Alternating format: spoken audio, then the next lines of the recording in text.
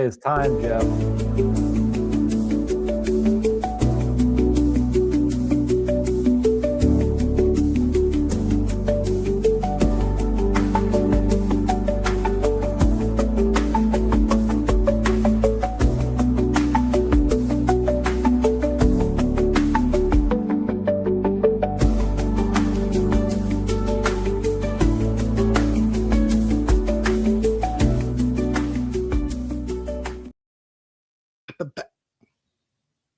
We're here. It's Saturday night. What are we doing tonight? Oh, yeah. Hey, we're going to play this great Battles of American Civil War stuff. I forgot all about that. And yes, it will be Gettysburg. And no, you guys do not have this module. You have you can get the original one, but this one here I don't think's popped yet. This is just a test play version, and not everything's in here yet. So, oh wait, before we get started, because I was reminded. 19th of October in Gettysburg. And I'm going to tell y'all right now, we've already got 4 or 5 people other than us that have said they're coming to Gettysburg on October 19th. Nord has promised to bring a horse.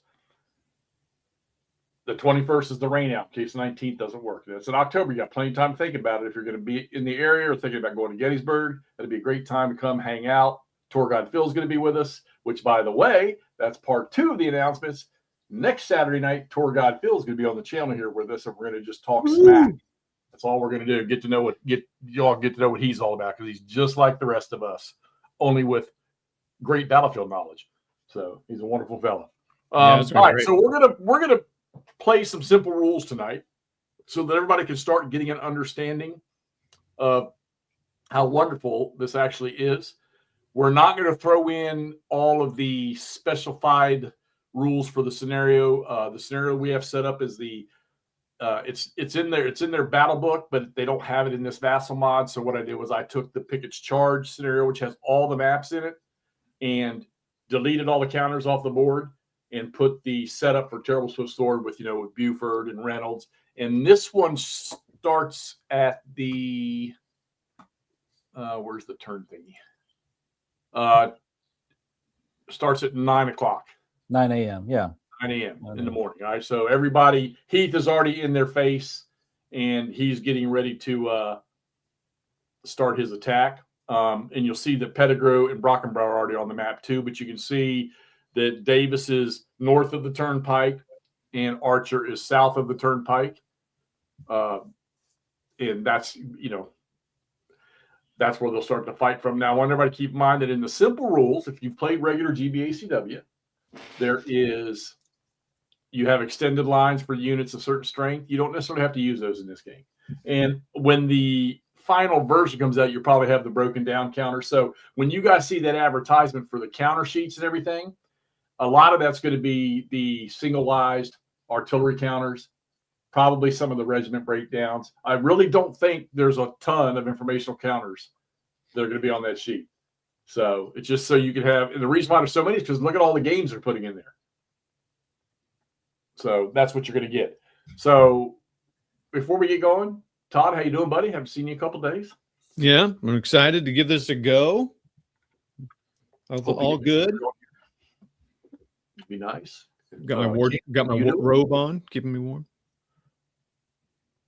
Camp fell asleep already. Yeah. No, he's all right, let's see all chat. Nord, Long. Who else is out there? Slavi. We see him small soon. Tenzales. Eric. Joe Perez. Joe, good to see you, buddy. Meandering Mikey-san. Paul's in. Ross is hiding and lurking in the background. Anybody else lurking in the background? Come on, there's already 25 people watching this. I want to know who everybody is before we start. Ray, Charles, Joe, Eric, Tim. Hexy's taking attendance. Where's my buddy Chuck? Chuck's here. He's here. Yeah, a couple of there he is. He's there. Charles, get out your paints. Sitting back, watch. Arthur's here. We got him. All right. So we're going to start. Pico, Greg, how you doing? Randy, good to see you here. Oxide. Yeah, I wonder who all you people are that I don't see your names pop up. So this is going to be. We'll do our best. So Camp and Todd, they've read through the rules. They and Alan, didn't you say you were starting to do something today with it? Or? Yeah, I was starting one of the smaller ones there to push them around and stuff, but I'm still going to be rusty. So, I'm still going to think, we need extended lines and collapsed units and all that fun stuff, but we don't. So I've spent about 5 evenings playing it, little bits and pieces. Shard, how you? And just to sort of get a feel, it's not, don't have it mastered yet, but let me tell you something. It's not far from mastering the system. He's really, and I'm assuming they're done. I think he's done a wonderful job. And I think I might have had 3 questions for him the whole time. And matter of fact, one of my self-answered myself, didn't even really need to ask him, but you're going to keep a lot of you think of your command structure when you're playing GBACW from the overall, which usually would be, in this game, it would be Lee and Meade, okay? Down to your corps commanders, down to your division commanders, down to your brigade commanders, down to your units. However, it's not going to be as painful as it is in the real system, all right? So in this scenario here, so AC Hill's not on the map, okay? He would come in as a reinforcement on the next turn. We're not going to mess around with reinforcements tonight. There's really going to be no penalty, so to speak, in the start of this one here as far as activations. The most activations you can get in this game compared to the original system is 3. You can get up to 4 in the original system, but you can't get more than 3, can't get less than 1. And what we're going to do is we're going to run through the turn segment, which Todd has up on the screen there, okay? And just like in the game initiative phase, well, in this one here, Heath has the Confederates have the initiative. Heath is going to be the first chit drawn, and he's going to go into combat, all right? Then you go to your command phase. And in the command phase, if you want to attach artillery, much like the older system, you can attach, artillery batteries to brigades or divisions. But I think in this one here, what we've got is Devon's horse artillery, or the horse artillery is on the map attached to Buford. And I think you've got a first corps battery. Yeah, you got first corps battery. So when they would function like their own brigade. All right. And I haven't dug deep enough into the rules yet where you have to use the artillery activation marker.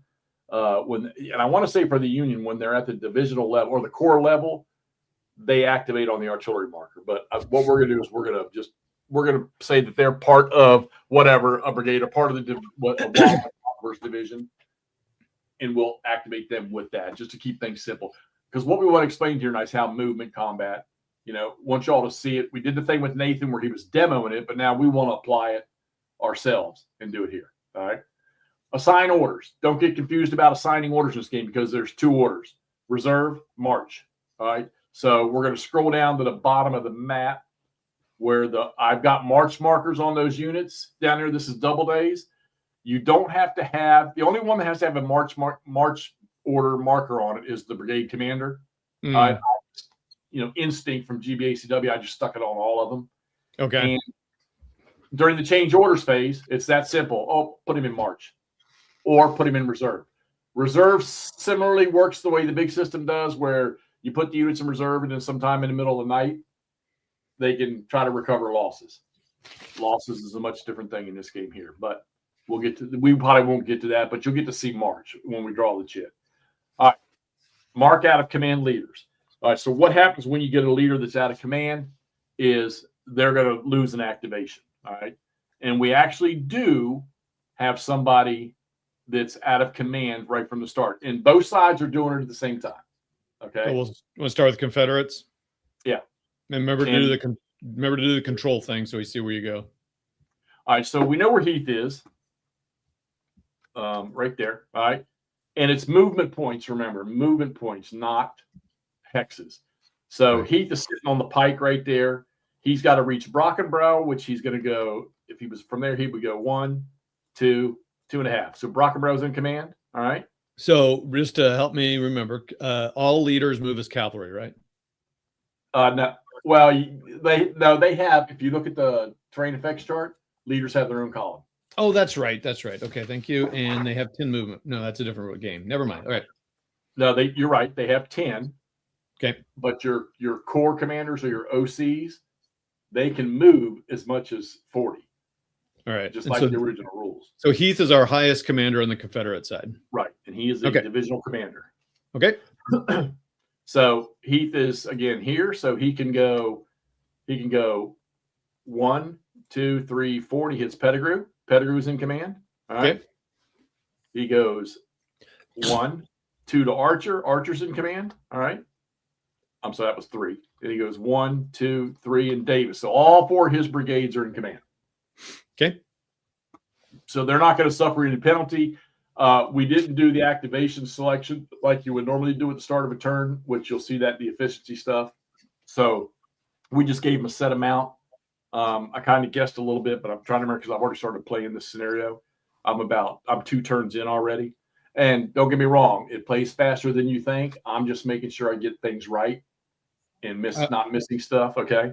I mean, as far as I'm concerned, we should go through like we were doing when we were playing the full, just go through each thing. So why don't you guys do the first corps and the cavalry command check for the leaders? You're only checking leaders, not units. Right. It's only leaders. Yep. You don't check units until they activate. Yeah. So if you're looking at Reynolds over here, starting at the top, because you always start at the top. Reynolds is way over here. Reynolds has got a range of, Randy, you are correct. Reynolds got a range of 7. Now his immediate division commanders are Wadsworth over here.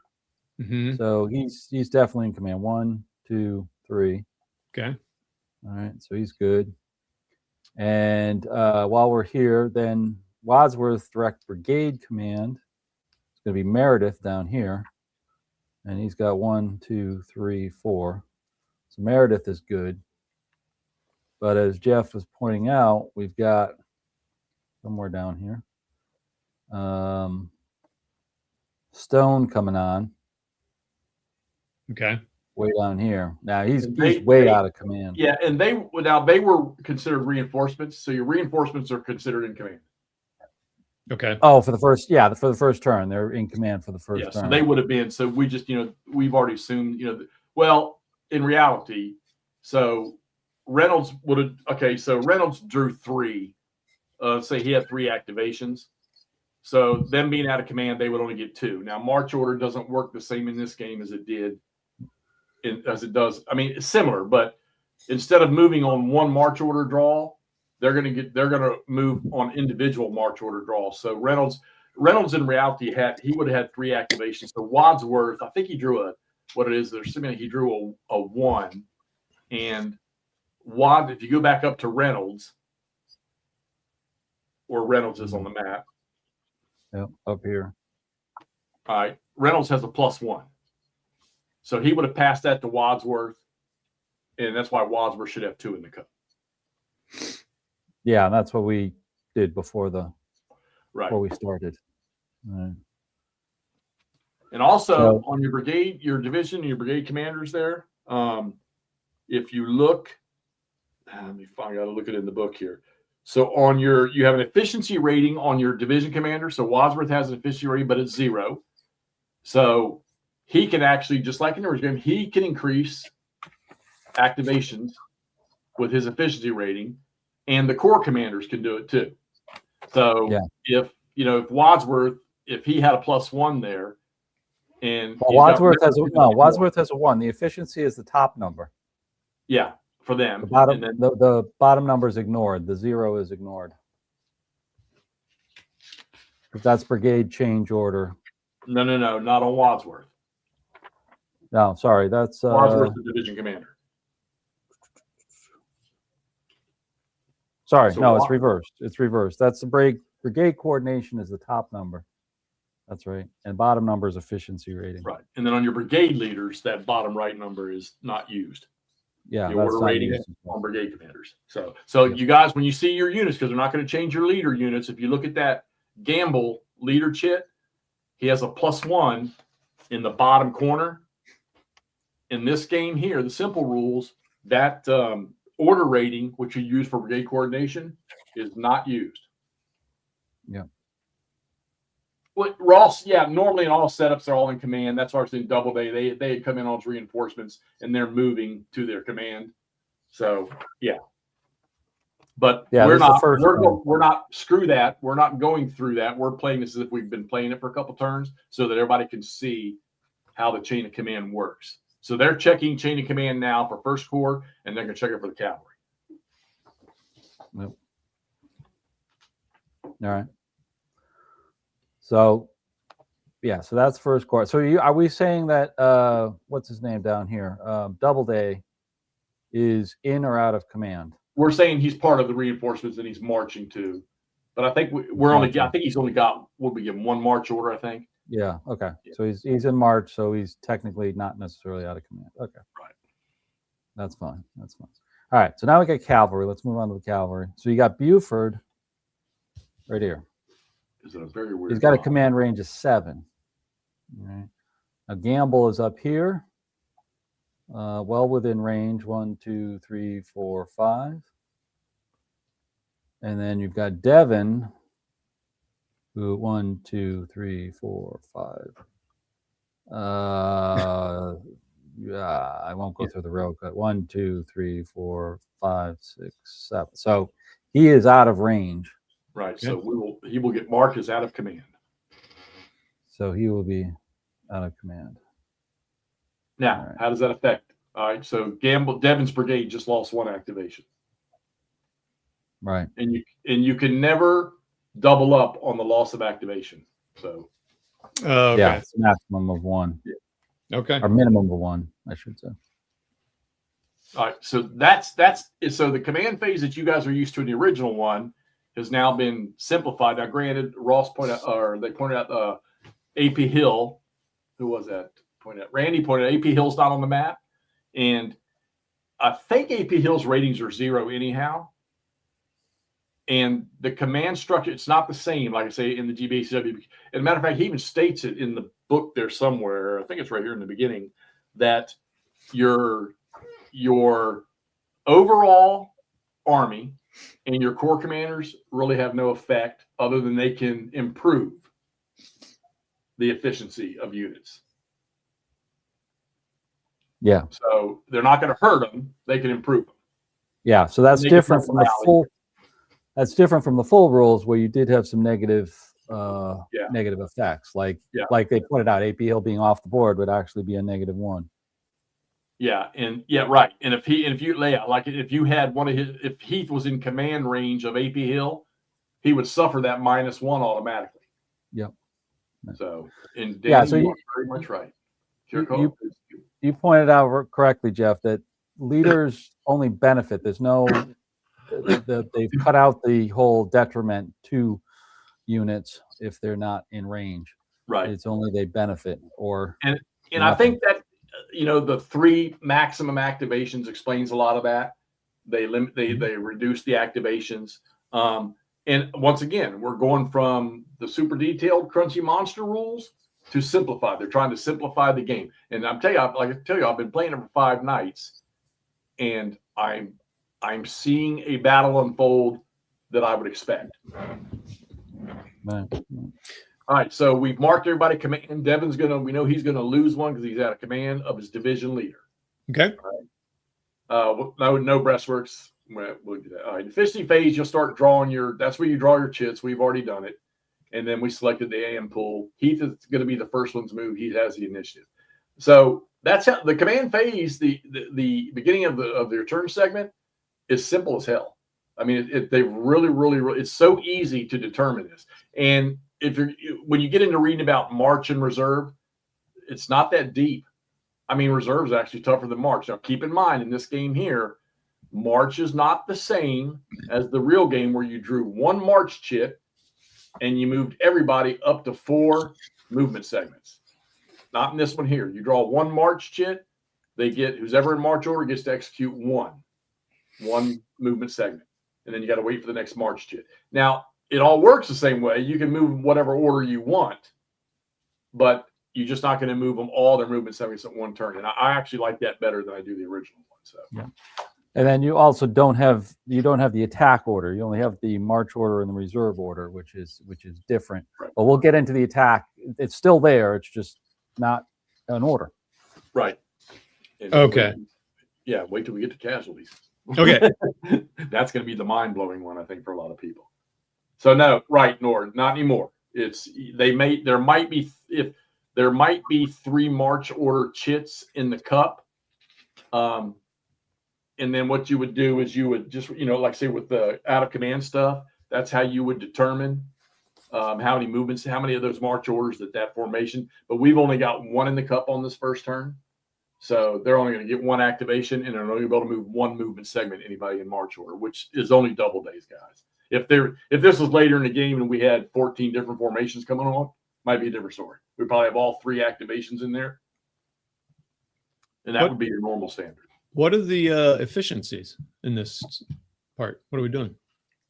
Oh, well, because we just set them, but you would do your normal efficiency. You would throw the chits in the cup just like you do in the real game.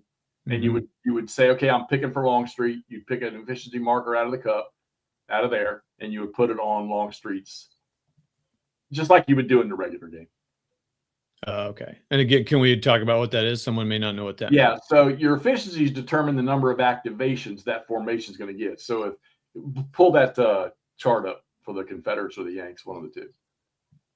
Is that in which you just had it up? Oh, I'm sorry. Yeah. Hold on. EM charts. Yeah. All right. So let's say you were drawn for AP Hill right there, and you picked a chit out of the cup, the Confederate side. You drug it up there and dropped it on AP Hill. All right. Flip it over so you can see it. All right. So AP Hill. Now, I want y'all to understand what you're looking at here. This is not the simple rules chart. Yeah, this chart. I don't know if they're making them, any different. And you see how it says optional above the minus one, -1. It says optional. So in the simple rules, you're not applying this. So AP Hill in general, he's a 0-0. He's not going to affect anything. So everybody in AP Hill's core is going to get 2 activations. That would be what that chit represents. And in this case, if Heath's efficiency was a +1, he could boost his activations to 3. And that's what that does. Just the same. It works the same as in the original game, except for, like I say, in this one here, you don't have to. The core and aren't OC leaders. They don't affect negatively. Okay, so Jeff, are you saying we're just giving these guys each of them 3 just to? Yeah, we gave 3 and then 2 to the Union side. Okay. And I kind of, because I set up a scenario, but I can't remember what it was. But okay, and that's actually in the start of the scenario in the playbook.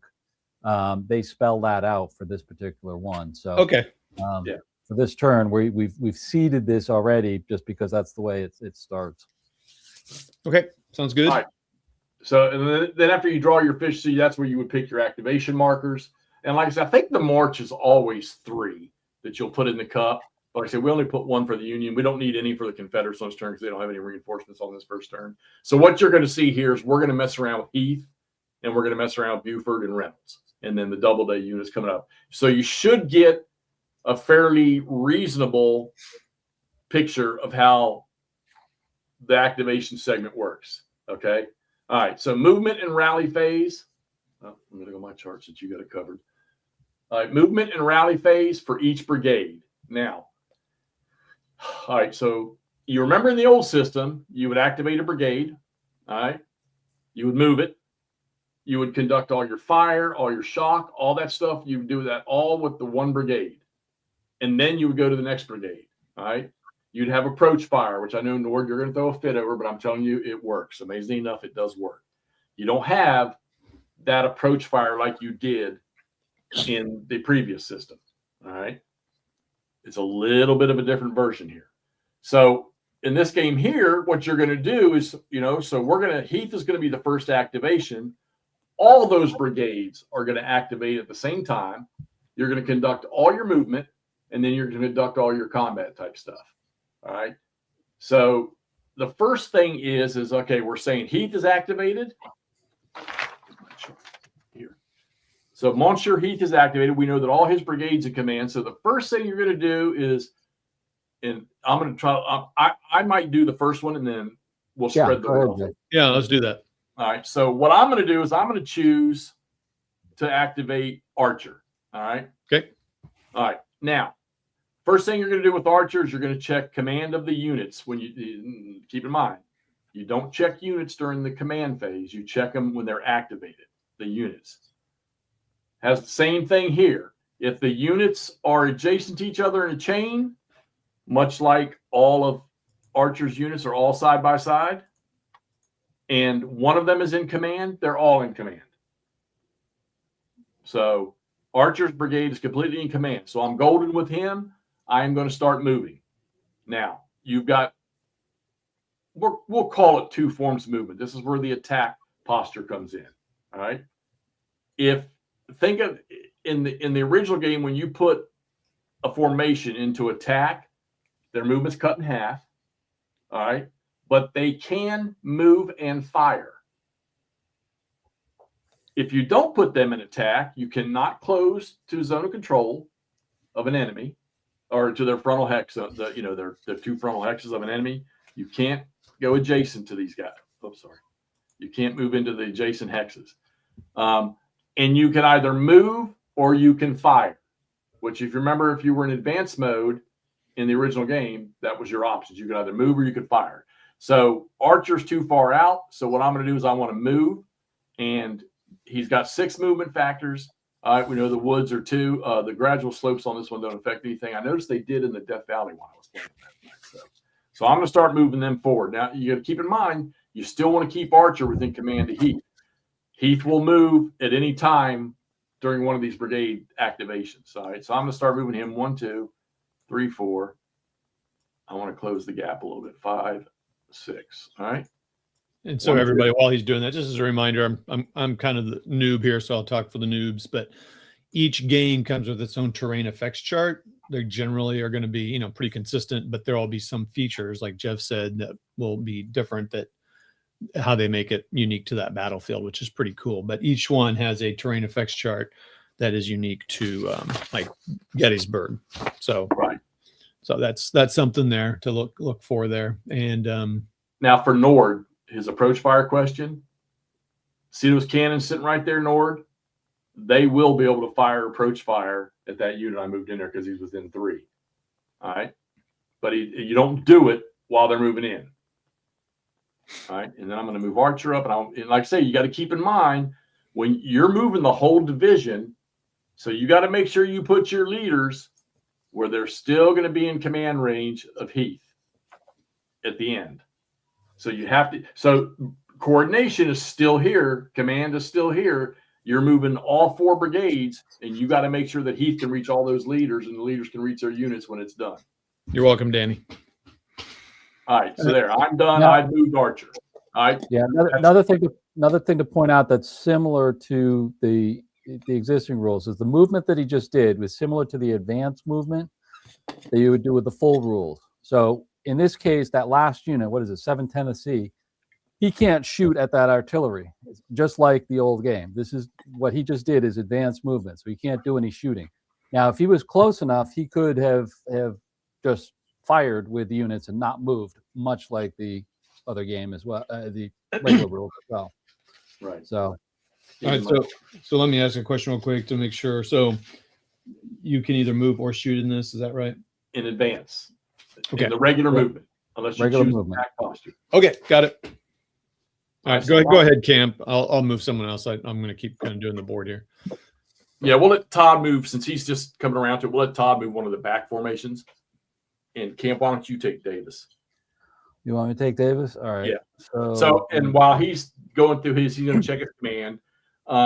You treat your.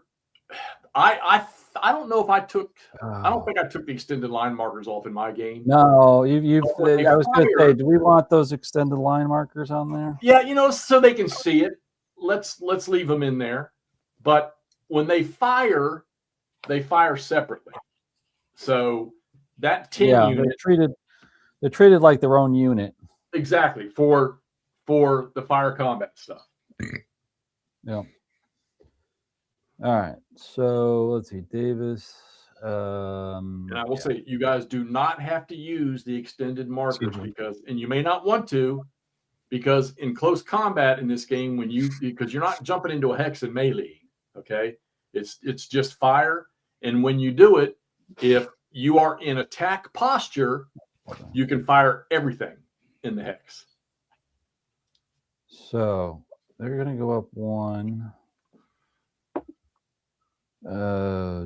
2, right? Orchard is still 1, right?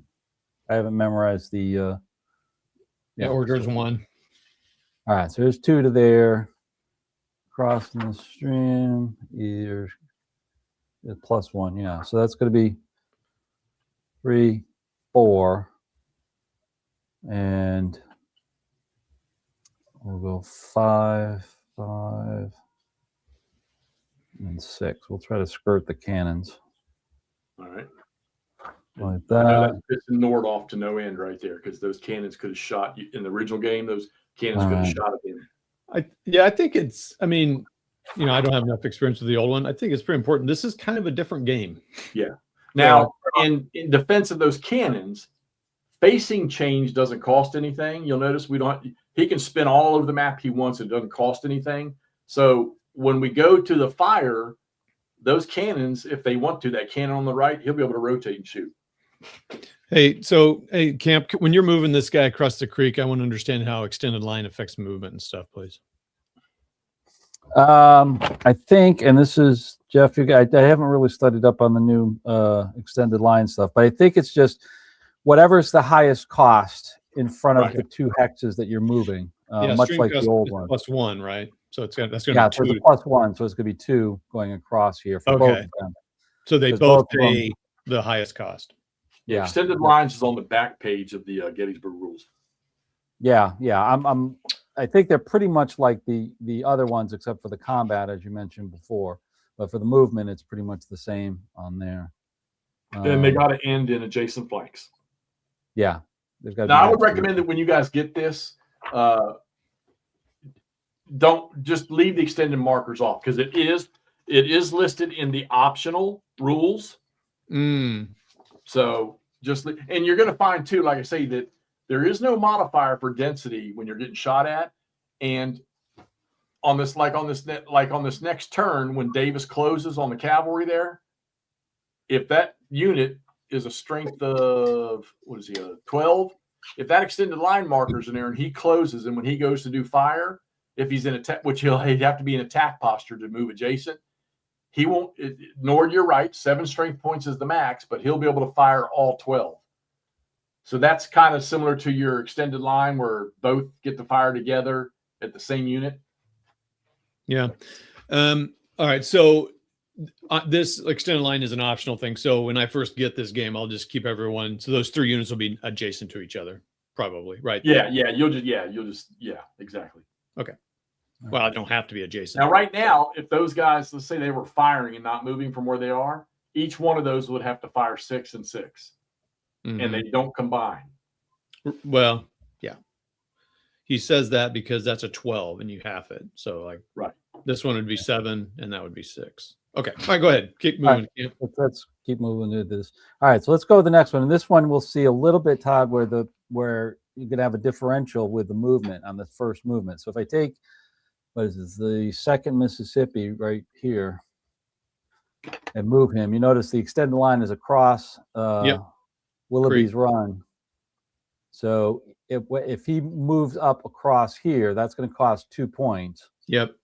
And that's going to be 2 points for him as well. Okay. Because they're an extended they're line. all 1 unit. So, okay. Yeah, exactly.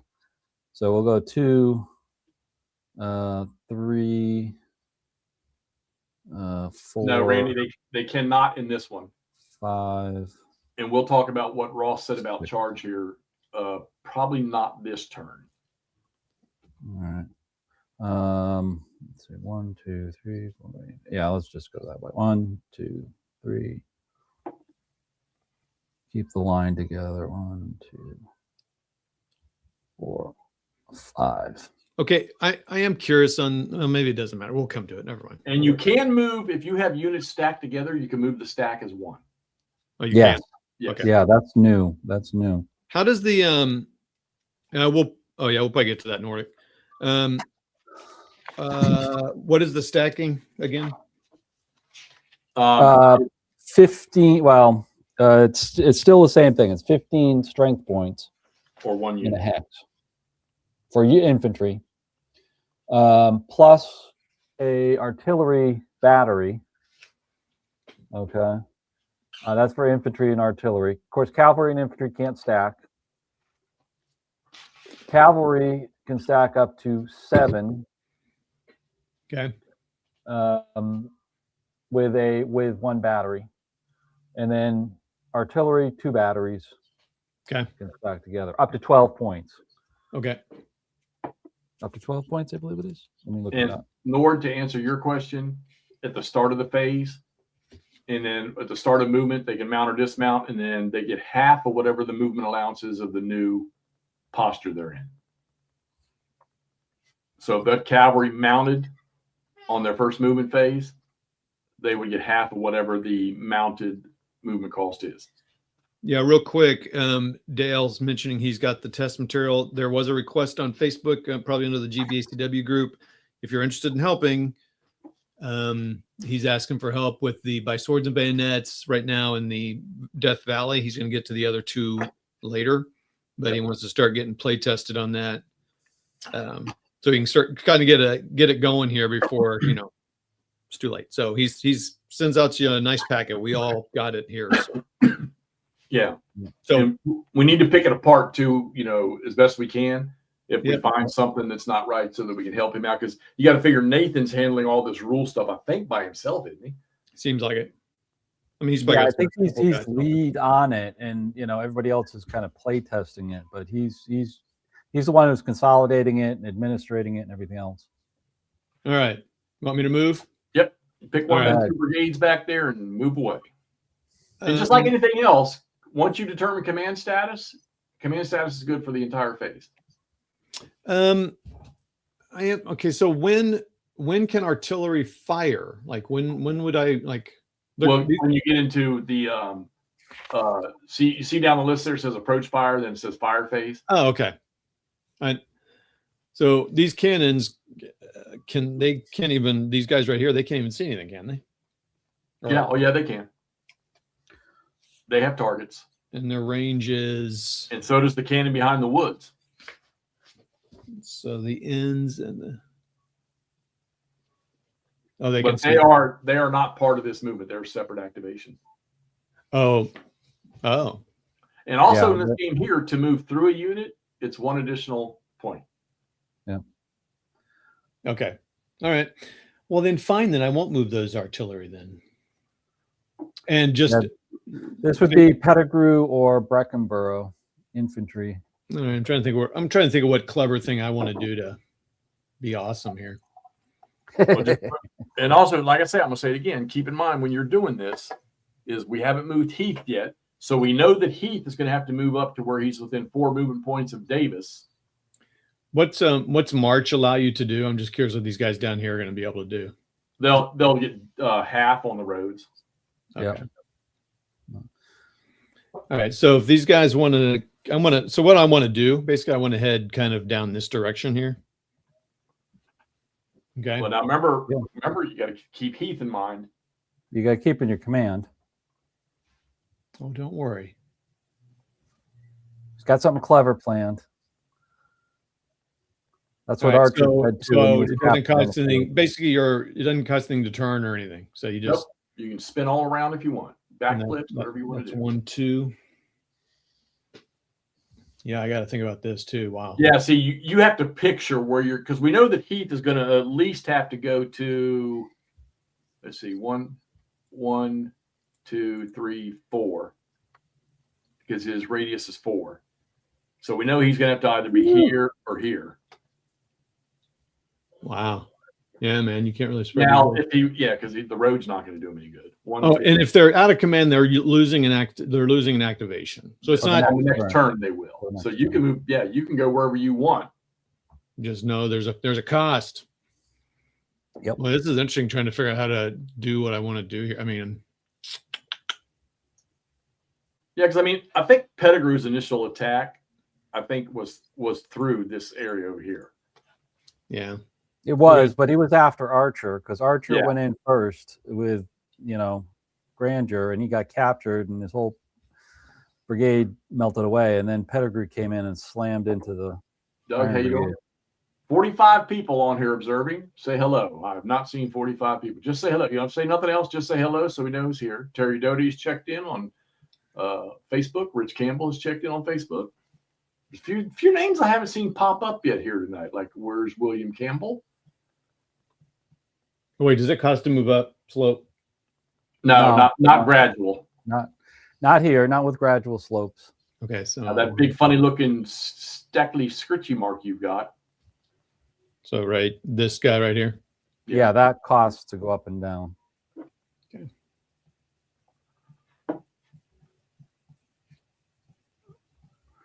This is a side note. That whole area that he's moving down now is actually residential houses, unfortunately. Yes, we will be forming square a lot in this game. Pettigrew, they have 10 movement. Is that right? Yeah, No, yeah. Now keep in mind, look at Pettigrew's command radius. I got it. So he doesn't necessarily have to go over there with his units. That's good. I know what you were thinking, weren't you? So do you, when you're counting their 4, when they're going, do they still have to count the 1 to move through those guys or no? No, leaders don't. Leaders pay no penalty for that. Okay, well, that's an interesting thing there. So, and I only have to be able to contact one of my guys. That's right. Right. That's a road too, by the way. Yep. And leaders are interesting because, and we'll see that the first time we disorder somebody. No, I'm going to give whoever's leading Heath. Whoa, I didn't mean to do that. No, it's the same thing, Joe. It's movement points for the leader to the units. Stuart, what's up, buddy?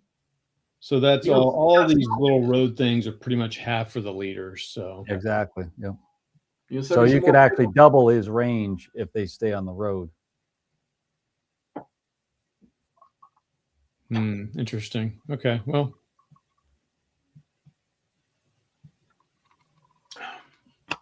Interesting.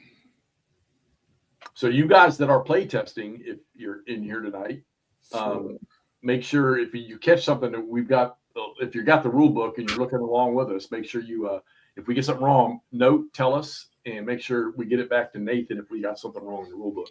So if these guys, if I had changed the facing, do they all need to face the same direction? Like if so in a stack, they have to face the same way. Oh, the stack. Okay. So this guy could. Except for hexes, they can face any way they want. Okay. Right. Cool. I'm done. All right. Alan, you want to move up Brockenborough? Brockenborough? Yeah, sure. Let's see. Where do I want to put him? Kind of our reserve brigade. And then Todd, we're going to let you move Heath. Cool. Let's just get them right up the road. We'll. And to answer your question, yes, leaders have 10 movement point. Your OCs and your corps commanders, they're the ones that can move the blasphemous amount. 4, 5, 6. Actually, they'll move as a stack. And they'll do the same thing. 1, 2, 3. Remember, moving through a unit costs 1. Even a battery? Yeah, I think it's. I don't think there's any. I don't think they're specific. I think it's moving through anything. Yeah, let me just let me check. You go ahead and keep moving, and what we'll do is, if it's wrong, we'll just modify it. Yeah. Okay. I'll look. I'll back them up 1 hex. All right. To there, and then let's shoot them to the bottom here. Hold on. Oh, wait a minute. So you can move as a stack, so you don't have to pay that cost of moving through a unit? Yep, move them as a stack. Right. Units moving through 1 or more friendly units in a hex pay 1 plus movement point. Units of a brigade in attack posture may not move through friendly units. Dave 10. Dave 10. Where am I going to put Brockenborough? 1, 2, 4.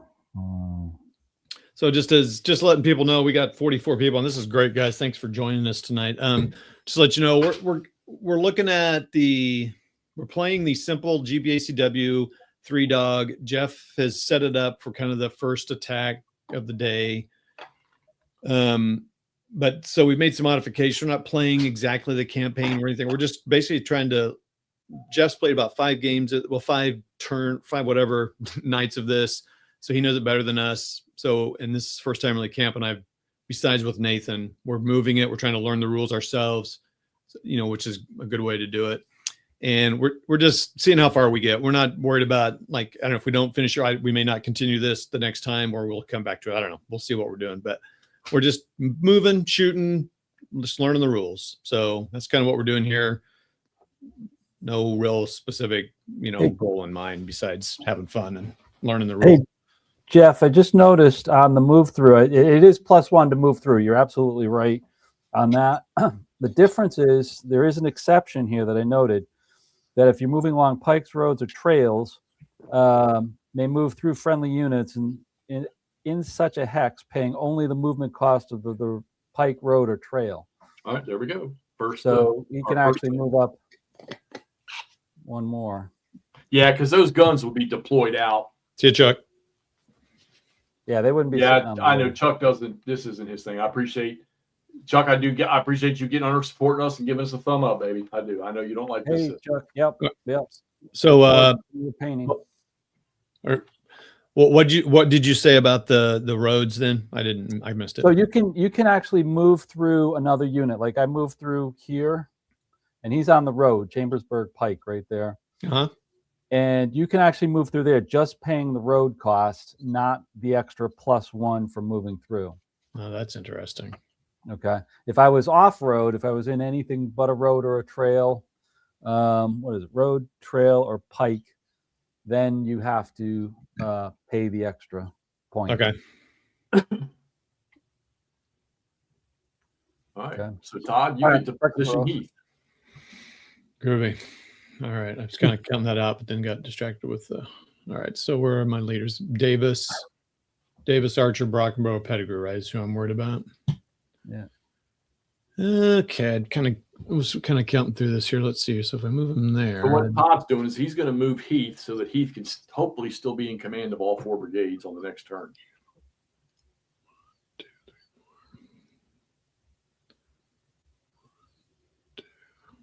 Okay. He's just going to move to. Boom, 1, 2, 3, 4. I think that.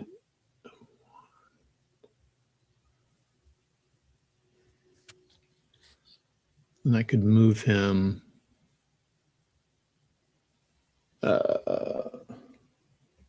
Yeah, Joe, they're not real specific about that, but I see what you're saying. Okay, that's good. We'll move him there. All right. 1, 2, 3. All right. Can he 1, 2, 3?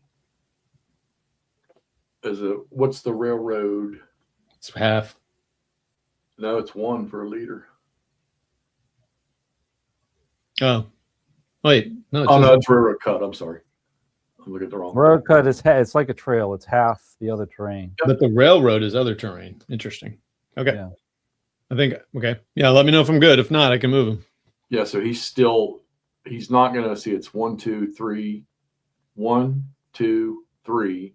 All right, so Pettigrew is going to be just barely out. Yeah. Oh, wait. Half movement. Put him in the orchard to his bottom left. But wait, hold on. Let me make sure I'm counting. So this is B1? No, railroad's just 1. It's an unfinished one. It's half. Yeah, unfinished railroad. Half other terrain, minimum of 1 movement point. Yeah. Half So, the other terrain. Guess, yeah, the other half terrain. the other terrain. So what? Oh yeah, so no, Todd's right. So it'd be 1. The terrain in the hex is 1, so it'd be half. So he's right. Oh yeah, I did misread that though. So he's just to be half, 1, 1.5, 2. Yeah, he's got it. Pettigrew's in range because the terrain for that hex is only 1. yeah, but it's a minimum of 1. It's half the other terrain. Oh, minimum of 1. Okay, right. Yeah. So I'd say put him in the orchard. Boy, that's freaking. That is confusing to me, man. Half. Yeah, well, the minimum you can't reduce it below 1. Okay, got it. Which makes sense because the leader's not going to move half in a clear terrain hex. So, well, so then those trails are the same way. Then I'm not. I honestly can't tell what this is here. Is that a road? Which one? Flash your hex? Yeah. That's a road. Yeah, that's road. Okay. Pike is the double line one, and that brown one's a road.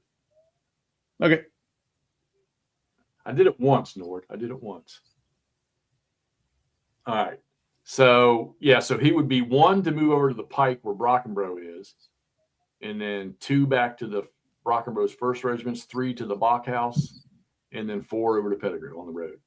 All right. So everybody is hunky-dory. Okay, cool. There we go. You just executed a movement. Now, you guys got to picture yourselves doing this by yourself and moving the whole. It's not, we were splitting that up. It's not going to be, and we're still learning. It's going to be easy because you're going to know who you want to push in with before you start and executing the movement, because nothing stops you during the movement. This isn't ASL where somebody's going to spray you with machine gun fire as you're moving. All right, you don't have to stop for any of that. The approach fire is not the same in this game, although you're going to see that here in just a minute. So you're not going to get it. And can those cannons shoot approach fire and then turn around and shoot in the fire phase? Well, here's the difference with fire phase. If you're the defender, you're not firing unless you get fired at. But approach fire does happen, which would be the same for artillery in the regular game. They can do approach fire at a unit that's got within 3 hexes of them. But if they don't get fired at, they're not going to do defensive fire. All right. So what they've done is they're combining all this stuff. All right. So we just got through movement, and now we're going to go to approach fire. So, all right, I'll do the first one here, and I'll take the 1 unit here. And I want to make sure, because they don't consider facing as part of movement. And you can change all you want. All right, so let's I'm going to go back to something here too. So non-phasing reaction, okay? Non-phasing units may react to certain enemy movement and advances by moving away from the enemy stack, changing facing, or both. All right, so cavalry and artillery units may react immediately after an enemy stack ends movement or an advance within 3 hexes of it. So in a reality, these 2 artillery units right here, they could have done reaction, which means they could have run away. I knew that. I just wasn't going to say nothing because I want to see what fire looks like with the approach fire. So by advancing through, good order infantry may only react immediately after any enemy stack ends movement or an advance adjacent to it. Units that are already in frontal hexes of another enemy stack, all right, and units under march order or reserve orders and disorder infantry units may not react. You got to keep that in mind. All right. All right, so the reacting units would conduct a cohesion check, immediately suffering cohesion hit if they fail, though they may still complete the reaction. A stack may then simply change facing, in which case all units must react, or some or all of the units may move out of the hex, using up to half of their movement allowance or a combination of both. All right, so you're to do reaction, you're going to roll for a cohesion check. All right, and if you pass the cohesion check, you're fine. If you fail the cohesion check, and you can still execute your reaction, but you're going to disorder. All right, and you know what happens to artillery when they disorder? They cannot shoot. So what I'm going to do is, since this is the approach fire phase, I'm going to risk it with that gun right here, and I'm going to roll for reaction. And where's my dice? And I rolled a 9. Boy, I'm super, aren't I? So he failed his reaction, so he's going to flip. And you were looking to get under, equal or under that middle number there. Yeah. So he turned, he executed his reaction, but he's not going to shoot at nothing. Okay. All right. So let's go over here to this other gun. All right. Now this guy here, he can see down. Whoops, I'm sorry. God darn it. I boo-booed. Oh, stop it. Come on, bro. I need to highlight that button. All right. So he's not crossing that funny looking thing. And there, so that funny thing would block him out. Yeah, he's 2 levels higher. So he's going to shoot down. Now, so now you're going to see what cannon fire looks like. We're going to need the fire combat thing, Todd, so you can see that.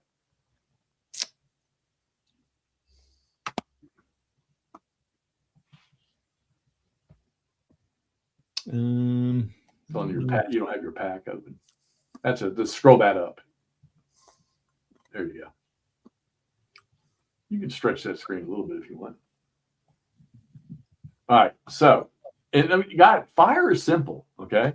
So this gun's going to fire. He's got two TBs. All right. So the first thing you're going to do is you're going to go over to your chart, the TBs, right there at the bottom. And I think he's firing at 3 hexes.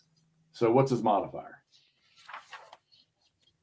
Hold on. It's this number of SPs. So he's firing 2. No, go down to the bottom first, to the range TB at 3 hexes. TB 3-inch rifle, 3 hexes plus 1. All right, so that's where you're starting. He's plus 1. All right, just keep that in mind because the strength number itself, you're gonna use it for a die roll modifier. You're not using that strength in anything other than that. All right, so we know he's already a plus 1. Now he's only firing 2 guns. Now you go up to that other chart. The strength per die roll. All right, so now he's -4. So now we're down to -3. All right, then you go over to the top chart there where your die roll modifiers are, and you go down the checklist of die roll modifiers. So we did that. -3. All right, more than half of firing. No, don't have to worry about that because artillery disorder can't fire. There's no charge fire comp, which we'll get to that eventually too. It's not flank or rear fire. It is artillery on higher ground, but it's not at a 4+ range. So, in a sense, he's actually, in a way, he's firing canister, okay? All right. Target is not mounted cavalry, and 2+ SPs of dismounted cavalry firing, no. No sharpshooter, no dust knight, no charging or aggression brigade leader. So, we are at a -3 on the die roll, and look how simple the fire table is. So, I'm going to roll. Don't let that stun you. You'd be amazed at the number of hits you get, actually. And I rolled a 2. We got a cohesion check, okay? You rolled it. You rolled a 2 -3. Oh, I'm sorry, 2. Now take away the 3, so I got nothing. Okay, but let's go ahead. I'm going to roll again. I rolled a 7. All right, so I rolled a 7 -3 is what? 4. Yep. So we got a cohesion check. All right. Now what you're seeing here is Jeff cheating. Yeah, I'm cheating. The results kind of progress. Okay. Anyway, so cohesion check. Oh, wait, hold on. What am I? In simple is only against units with charging. Oh shit! You know what? I'm sorry. He's exactly. I was gonna let you. I'm thinking regular fire. My bad. I was gonna let you go, but because you had a good example of firing, so I was gonna let you go. But right. Yeah. So my apologies, guys. The approach fire in your scheme is right when there's a charge unit. So we're going to get to that on the next turn. But they can still react to units getting within 3. Right, which we did. This guy here, I want to leave the cannons there so they can shoot. Yep. Anyhow, so you were getting a good. Damn it, I know that rule too. I don't know why that didn't cross my mind. Okay, well, thanks for calling that out. Whoever did that, thank you. Yeah, well, David. No, who was it? It was Ross. Oh, Ross. Why aren't you just in here with us if you're going to do that? That would be so much easier. So to answer Joe, those buildings there are just kind of buildings. They're just kind of more look. Pretty much, yeah. They do add to movement, but they don't block terrain. If the towns are very now to think about it, because I remember Nathan explaining that to us. So this is how that works: approach fire and defensive fire. And fire, you see, they follow sequence each other, but the guns can still do. Yes. Right, so what we're saying here is this guy could have approach fired this unit. He could have approach fired this unit if they had been in attack posture and they had moved to like here, and Archer was in attack posture. Then he could approach fire this guy here. Okay. Now the fire thing is like if you're. And which we're going to get to that here in a minute with artillery. When they get there, when these guys back here get their activation, then he'll be able to fire out to range units just like in the regular game. All right, but approach fire, you're right, Ross. Thank you for getting that. I appreciate that. Well, the key thing to take away for people, you should still have some reaction because you had that with the first unit over here. Where Right. am I? Here we are. This guy. Which he failed. Which he failed, and that's still the same. You could still react with your artillery, with your cavalry, much the same way as they're moving up. But now more of the action is going to be in those frontal hexes rather than at a farther range. Yes, you could still range fire at them when you're the phasing player, but not so much when you're the reacting player. Okay. So now, we're not doing any approach fire, so we skip B. Right. And now we go to a fire phase. All right. Okay. So also keep in mind too, artillery. Okay, for artillery to do approach fire, they may not have reacted in the previous movement and rally phase. Any phasing units that retreat due to approach fire cannot fire or advance in the upcoming fire phase. Oh boy, here we go. Yeah. So he's adding a little detail to it too. So, so this guy here spinning him, he would have not been able to approach fire because he reacted. Yep. Okay. So there's ways to get around that. But it is cool that you could move those guns back if you're like, nope. Yeah. So actually, I wanted them to stay there. As a matter of fact, just for shits and giggles, you saw what that looks like. Let's go ahead and say he didn't react. Let's turn him back around. So yes, Dave, in the simple rules, if you don't like what happens, you just reverse it and roll again. But I wanted y'all to see as much of this as we can. Yeah. Yeah, that's the way I play it, Dave. Yes. All right. So anyhow, you saw if he had reacted, I failed the roll, he would have been disordered. But I want us to be able to see the fire when we go to do it. Okay. Yep. So I'm just going to leave him like that. All right. So we just went through. This is good. We're picking up. Like I say, I just started playing it too. So, all right. So approach fire phase, we're done. Now we go to fire phase. Okay. Everybody for the Rebs moved. Yeah. Yep. So there's no fire phase. So there's no fire, which means there's no return fire. Okay. So there you go. You just executed almost the entire activation segment. Attrition phase we don't need to talk about yet because there's no casualties yet. Yeah. Okay. Attrition is going to be a little bit different because that's how you do your casualties. Yeah. And I think that's what's going to change a lot of people because you don't have to track all the individual losses like you did. The attrition, the combat losses is much simpler in this version, much, and it still works. I didn't think so at first, but it did. I've lost my draw pool, so I don't know what's going on there. So someone else will have to do that. I got it. Yeah. So I'll call the next chit. Let's go with the next one so we could get things moving. All right, USA March. Hey Ross, how you doing? Hey Ross, thank you, sir. Hey, I joined in since I was harassing you from the chat anyway. Well, if you would have said that, I would have probably picked that up quicker. Yeah. All right, so we got March. All right, let's get some of these fucking counters out. We don't need that. We don't need that. And a lot of people over the years have argued about artillery in March. They can march. It's if the unit they're part of is marching. So. They can break a wheel too if you push them too hard. In the full one. Yeah, that's cool. Yeah, if you go the fourth activation with them, you have to roll for their wheel breaking. I think that's great. Why am I getting bombarded on Facebook, Andrew? Is Andrew in the chat? He is. There he is. There he is. Okay, so we just threw the March chit. So. Again, unlike the real game, you're not going to move. You're not going to execute 4 segments. You're going to execute one March segment. Okay. So I'll do the first batch here with Doubleday and Rally. All right. And we'll just keep them on top of those guys. And they're just going to march. And you see the way they're facing. I don't think that's changed. Now, what I'm going to do, since they're facing that way, I'm going to go ahead and take them that way. So we're going to go 1/2. All right. 2, 3, 4, 5, 6. All right. Now remember in the old game, I could keep going. And as long as if I stayed on the roads, I could do 3 without any fatigue. Another key thing, no fatigue in this game. Okay, hold on. So in here, you actually draw a chit to march. You could march 3 times. It's going to be in a different order. Yeah. Right. If there were 3 March chits put in the cup, which normally there would be 3 March activations, you'd have to wait for the next one to move them again. Whereas in the original game, there was only 1 March chit activation that goes in the cup. and you would execute up to 4 movement segments on everybody that was in March at one time. Okay. All right.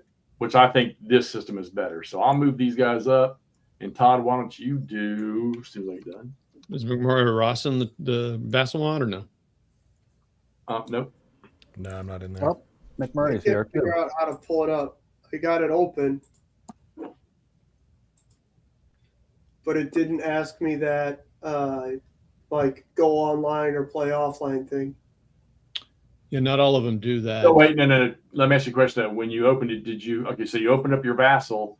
Did you open up this VMod, What the hell's a VMod? the vassal module for this game? Yeah, the one you guys sent. Yeah, then you should have. The first thing you should have seen was: do you want to start a game offline? Do you want to? No, Didn't it ask just that. popped open. Okay, well, so no problem. You got you got it open. Yeah, I got it. Go up top, and Yeah. see the double arrows in the top left corner. Yeah. Connect to the server controls. Turn Okay, it over then to open server up controls. active game rooms. All right, and under active game rooms, do you see? Staff. I don't see anything. That's because you don't have the game module up. No, he's got to hit the connect button. He's got to hit the double arrow above the active rooms. Oh yeah. Over above the active rooms, McMurray. Okay, so the staff. Yep. Just click on the staff. And then once you're in, right click on my name in the current game room. It might take a second. Right click on my name and click synchronize. Synchronize is grayed out. I have show Nope. profile. Give it a second. It says Ross is joining the room and Sickles McMurray has joined the room. It should Okay. auto sync for you when you Yeah. join. Sweet. Hell yeah. All right, there you go. We're All right. in. Todd, why don't you go ahead and move Stone's Brigade in March?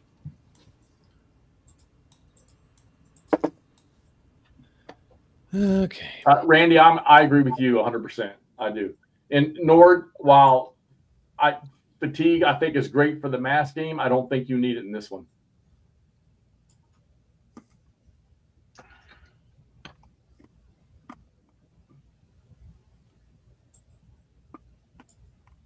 And they have to face a hex spine, right? Not a hex side. Hex side in column. That's good. You know what? I don't know what that is in the rule book. Is it? No, I think it's all spine on this one. Yeah, I think it's a spine. It's Yeah, because spine, I want to say yeah. when I started playing my version of it, I kept everybody facing the hex spine.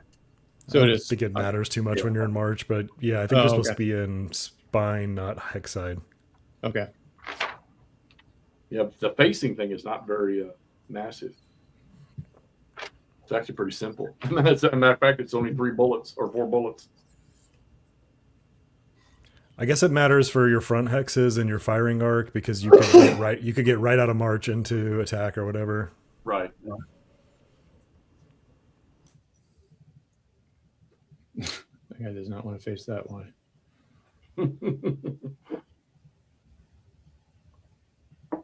It's interesting. Okay. Yeah, Done. that's how simple it is. And you would just go through every unit on the board that's in march orders, which I know Robinson's division would come in, I think, on the next turn or two down here. So Okay. that's it. And now it's next chip. Okay. Go ahead. Go ahead, Alan. Oh, what? Me? Huh? Okay.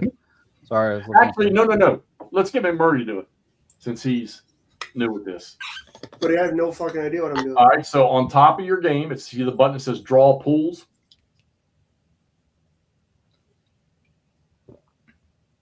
Draw pools? All right. You got it? No. Yeah. Okay. Click on that. Open up your pool draw. Okay. And you'll see in the top left corner, you'll see a kepi that's turned upside down in the top left corner. Yeah, it says Artie on it. Right. Just put your mouse on there. And then Where'd all the freaking counters go? Oh, you moved I them to put the them on chart. I put them on the chart so they don't stack up. Okay. Stack up. So just click and hold it and just drag one over to the in play button. Buford. All right. So there we go. Buford is the next activation, cool. which is perfect. Yep.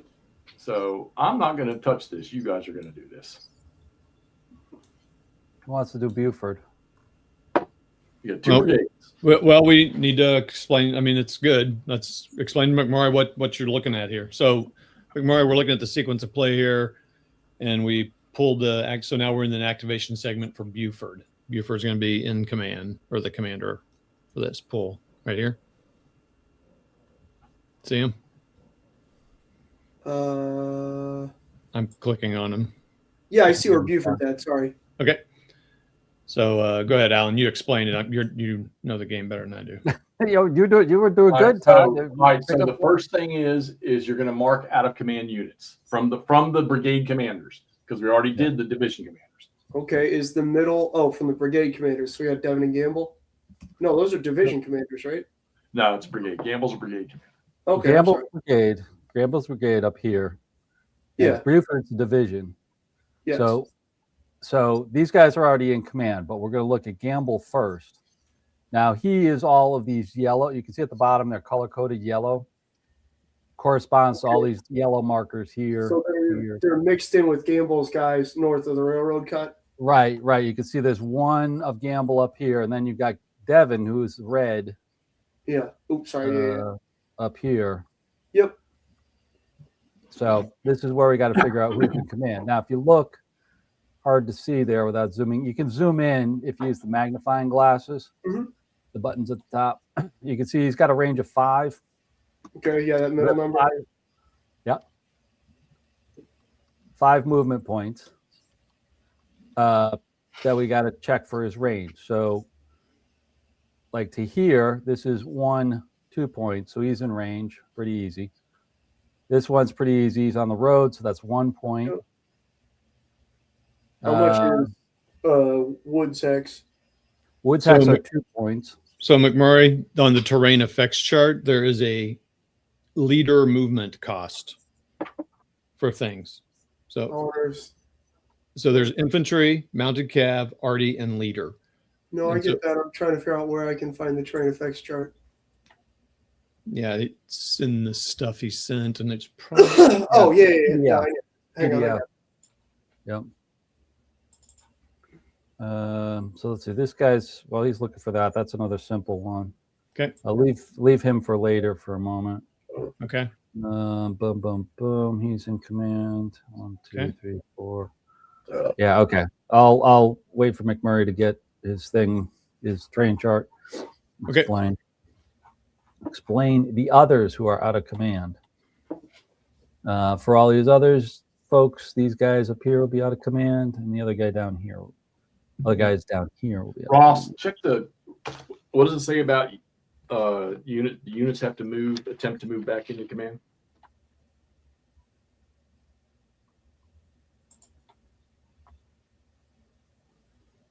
He's stepped away for a minute. Yeah, he stepped up. What are you talking about, Hex? Do units have to move back towards command if they're out of command? Yeah, that was a good question. I think you're right. We got these 2 that are mixed in with Devin up here that are out of command. Okay, so you found your chart. Yeah. Okay, so then you can right click them and mark them as out of command, so you can remember that. So out of command units cannot rally. They can't use attack movement. They are subject to any movement restrictions. So if the brigade is in attack posture, even though you're out of command, you're still under those guidelines of half movement. Can these guys down at the south end, can they draw command from Buford? No. No, it's got to go through the chain. Okay. So these guys are out too. Yep. To mark them, which is, I mean, I'm not sold on this part of it yet, because after they execute their, thing, you remove that marker, but I don't think anybody's mastered the tracking system for this. This may be one for Ross to work on. Now with command of Caliph's artillery, who's he assigned to at the beginning? Well, they're assigned to Buford, so that cannon down there is in command. Is it Buford, or is it didn't get reassigned to Gamble? Well, yeah, we didn't really specify that. Okay. So, right. Do we have an arty chip in the cup for the art unit? Yeah. Is the one who's on the road, is that in command? Is command movement halved on roads? Yeah, it's halved on roads, so we'd do Okay, so 2, one of 3. those is going to be in command. The one that's sitting on the road. Yeah, this guy's 6. Yeah. Wait, he's 6? Yeah, he's, let's see, 1, 2, 3, 4, 5, 6. Oh, 7. Excuse me, he's 7. Yeah, I was about to say, because then the dude next to him won't be, but he will. Well, yes, he will because he's next to him. Oh, okay. If you're next to him, he'll be in command. So he's good, Oh, yeah. and they're good from Buford's perspective. So McMurray, as they're looking stuff up here, that's why you want to keep your guys together and not do this splitting up thing. Because if these guys were touching this guy, they'd all be in command. So Yeah. Yes, Randy. Yes, Randy. So then, yeah. There's something I want to find the artillery because I think the one I'm playing, I'm activating the horse artillery under the artillery marker. there is an arty marker in there, right? Yep, I'm pretty sure there is. Yeah. Or at least it was displaying when I pulled Buford out. There's Confederate artillery, but there's no Union artillery. Oh, here we go. Artillery AMs. Divisional. All artillery batteries that are subordinate to a division leader, whether or not they have an artillery, activate as a separate brigade. Okay, so you've got actually with this activation of Buford, you have 3 brigades. You have the artillery, and you have the Devon, 2 Campbell and Devon are also treated as separate brigade.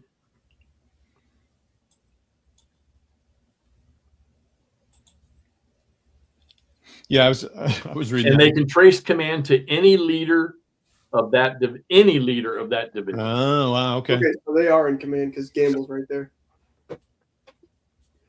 Yeah, so all the command for the horse artillery. Okay. All right. So we've done going through the sequence of play. We've marked out of command units. 2, are we going to adopt an attack posture?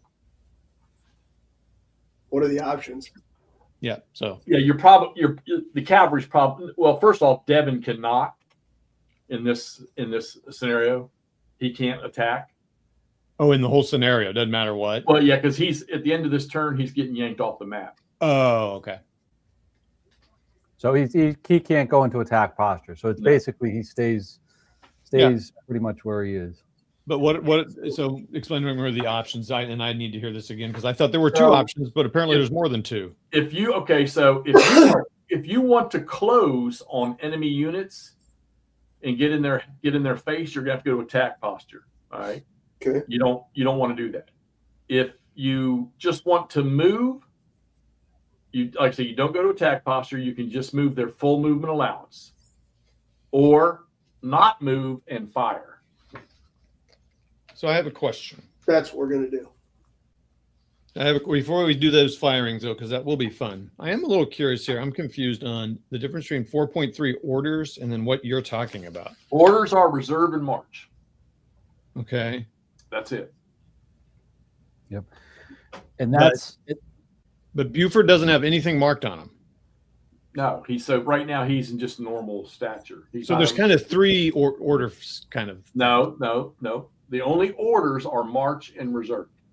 Yeah. Posture is your posture is what we're talking about now. Okay. All right. They're going to stay normal, or they're going to go to attack posture. Yeah, this is where it's going to be a little bit confusing because in the full version you do have 3 orders. You have march, reserve, like here, plus you have attack. But that attack has disappeared in here. And now, as part of your movement and part of your activation, you can take up a attack posture, so that you can move next to people. So that's a little bit different that people are going to need to. And he doesn't list it, but you can think of it as you're either in attack posture or you're in advanced posture. So okay. So McMurray said he wants to fire. Yep. And move. Or you want to move some units. Okay, so all right, first off, we probably need to balance. Okay. So there's multiple things a unit can do. You can rally. Okay. All right, which means you're not going to move and fire. All right. If you're going to rally, a leader cannot assist in a rally until after his movement. So, like, if one of those cavalry guys was disordered, you would move Gamble over on top of him, and then that unit could use him. Now, he doesn't have to, but the unit could use the +1 modifier to rally from the leader. Okay, Sure. Buford could be the same way.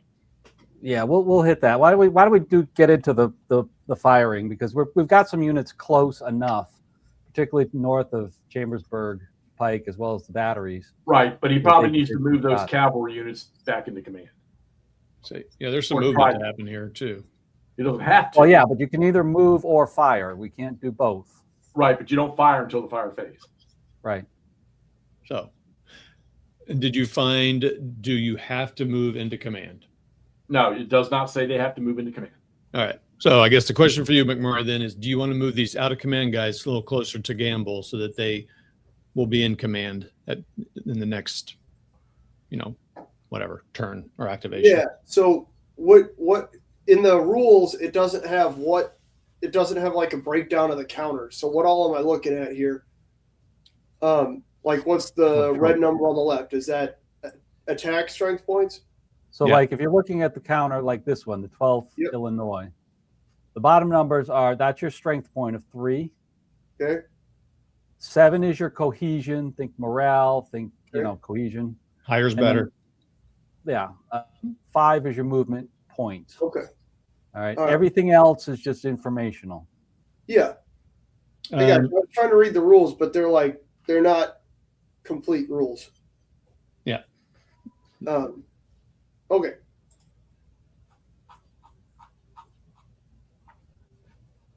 That being said, okay, so the only guys really, since everybody's got carbines who can shoot, are these 2 guys that are slightly advanced from Devon's brigade on the north end where you have that line of 4 units.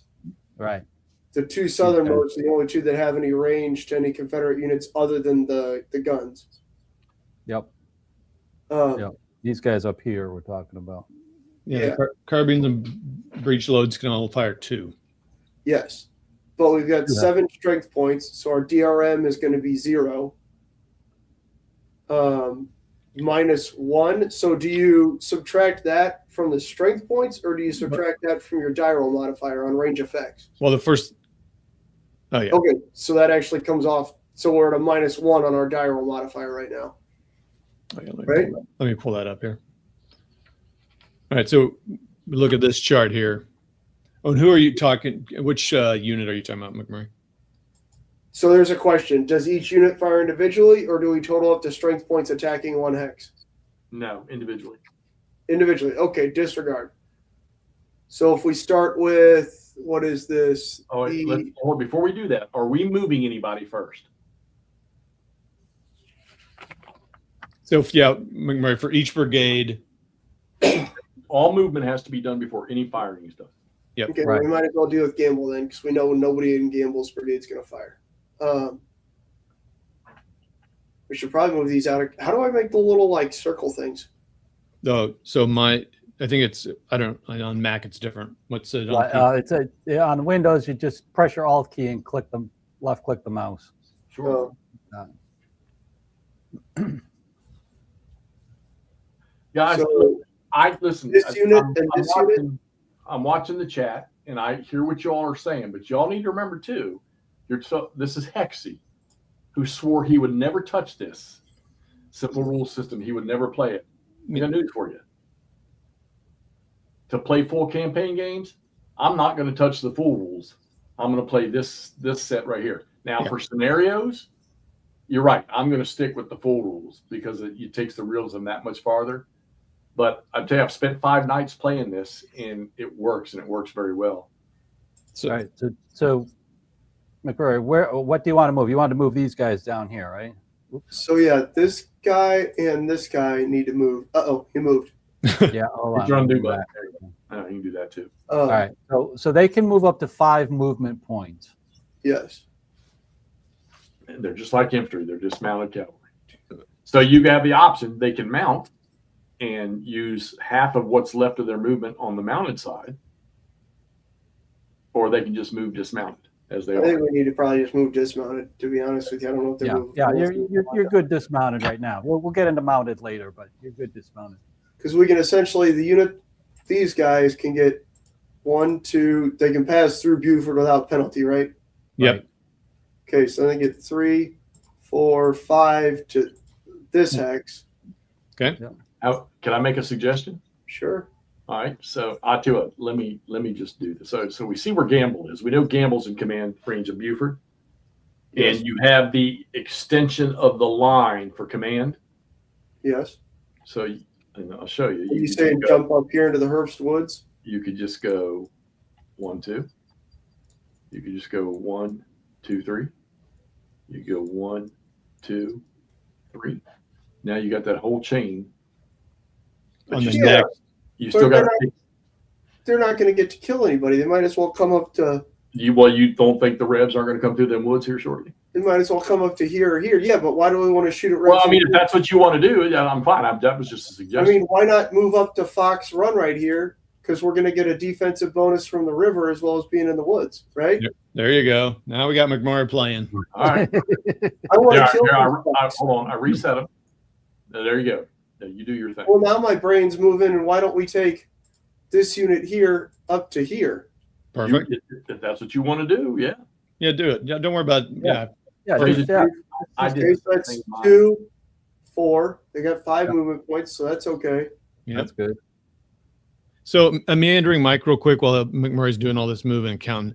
There are complete rules for this. I think what McMurray's referring to is there's the Gettysburg book and there's the simple book. And I'm guessing McMurray right now doesn't have the simple book open right now. He's just looking at the Gettysburg book. I don't know. He can tell I'm us. looking at the Simple BB and Scans Proof 7 final. It says at the top of the first page, Simple Battle Book. Oh, it's the Battle Book. Disregard.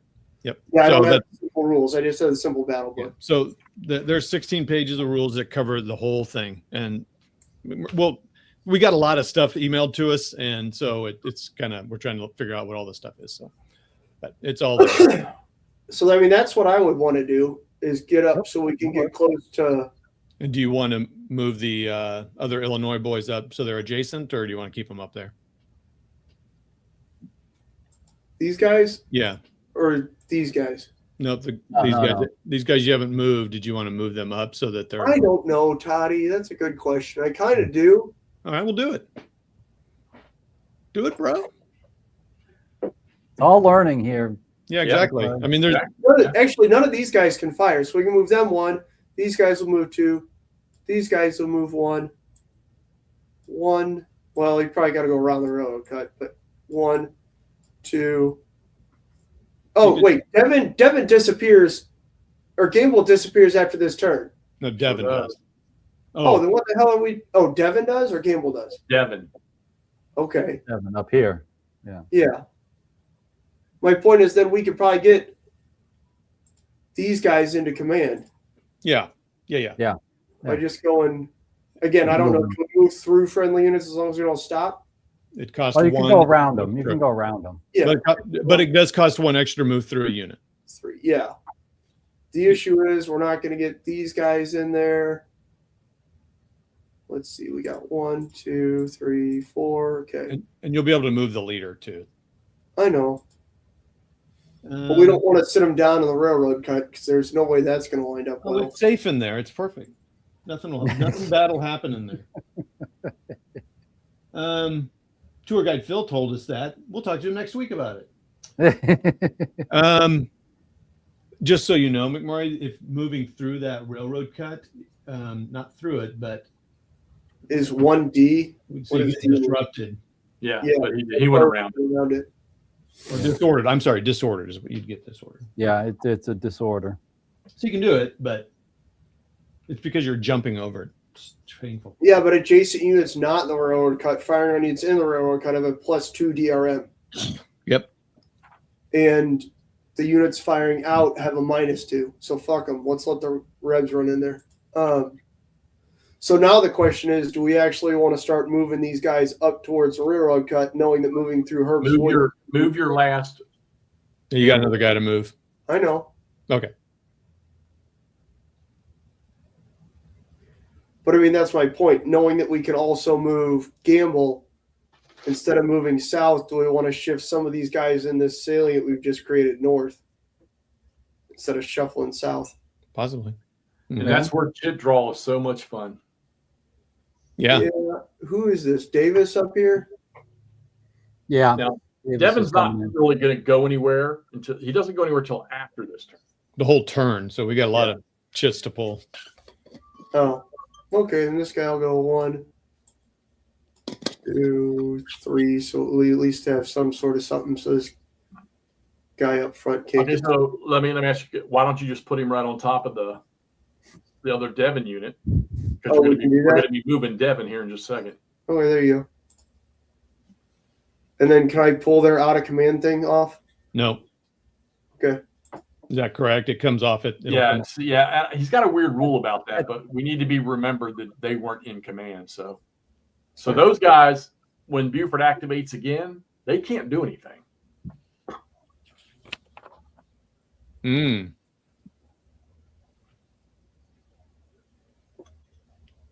Oh, that breaks down to the unit too, huh? Yep. Oh wow. Well, they activate with 1 fewer AMs, which they only have 2, so he's not going to be able to do anything. Oh, I didn't know it went down to the unit. I thought that was only for the leaders. No, it does go down to the units. Bless you. Yeah, it's cool. Bar it's an amazing looking game. Okay, so it looks like Gamble's all set. Gamble's right? done. Moved. All right, so we got the artillery and we got Devon. I'm sorry. So what can Devon's people do out of command? Just They can't attack. But hold on, I want to make Everybody in Devon should be in command, right? they Well, Devon himself is not in command. All of his units are. Okay. Yeah. So Buford's way down there by Herp's Wood.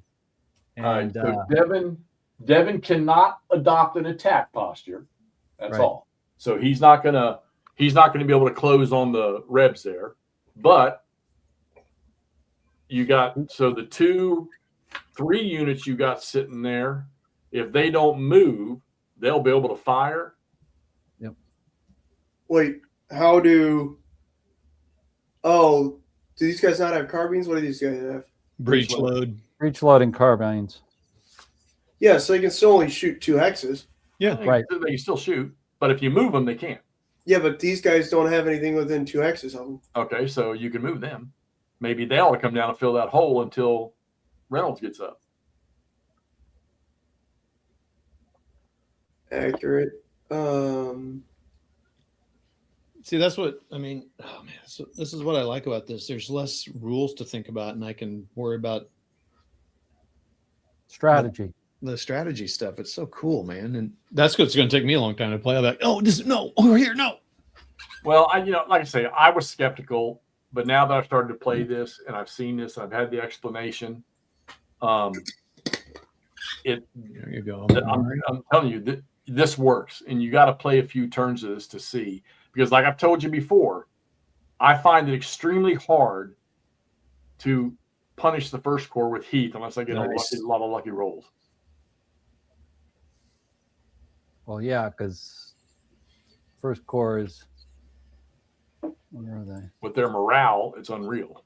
Yeah, So do we unbelievable. want to move this guy, or is The number 1?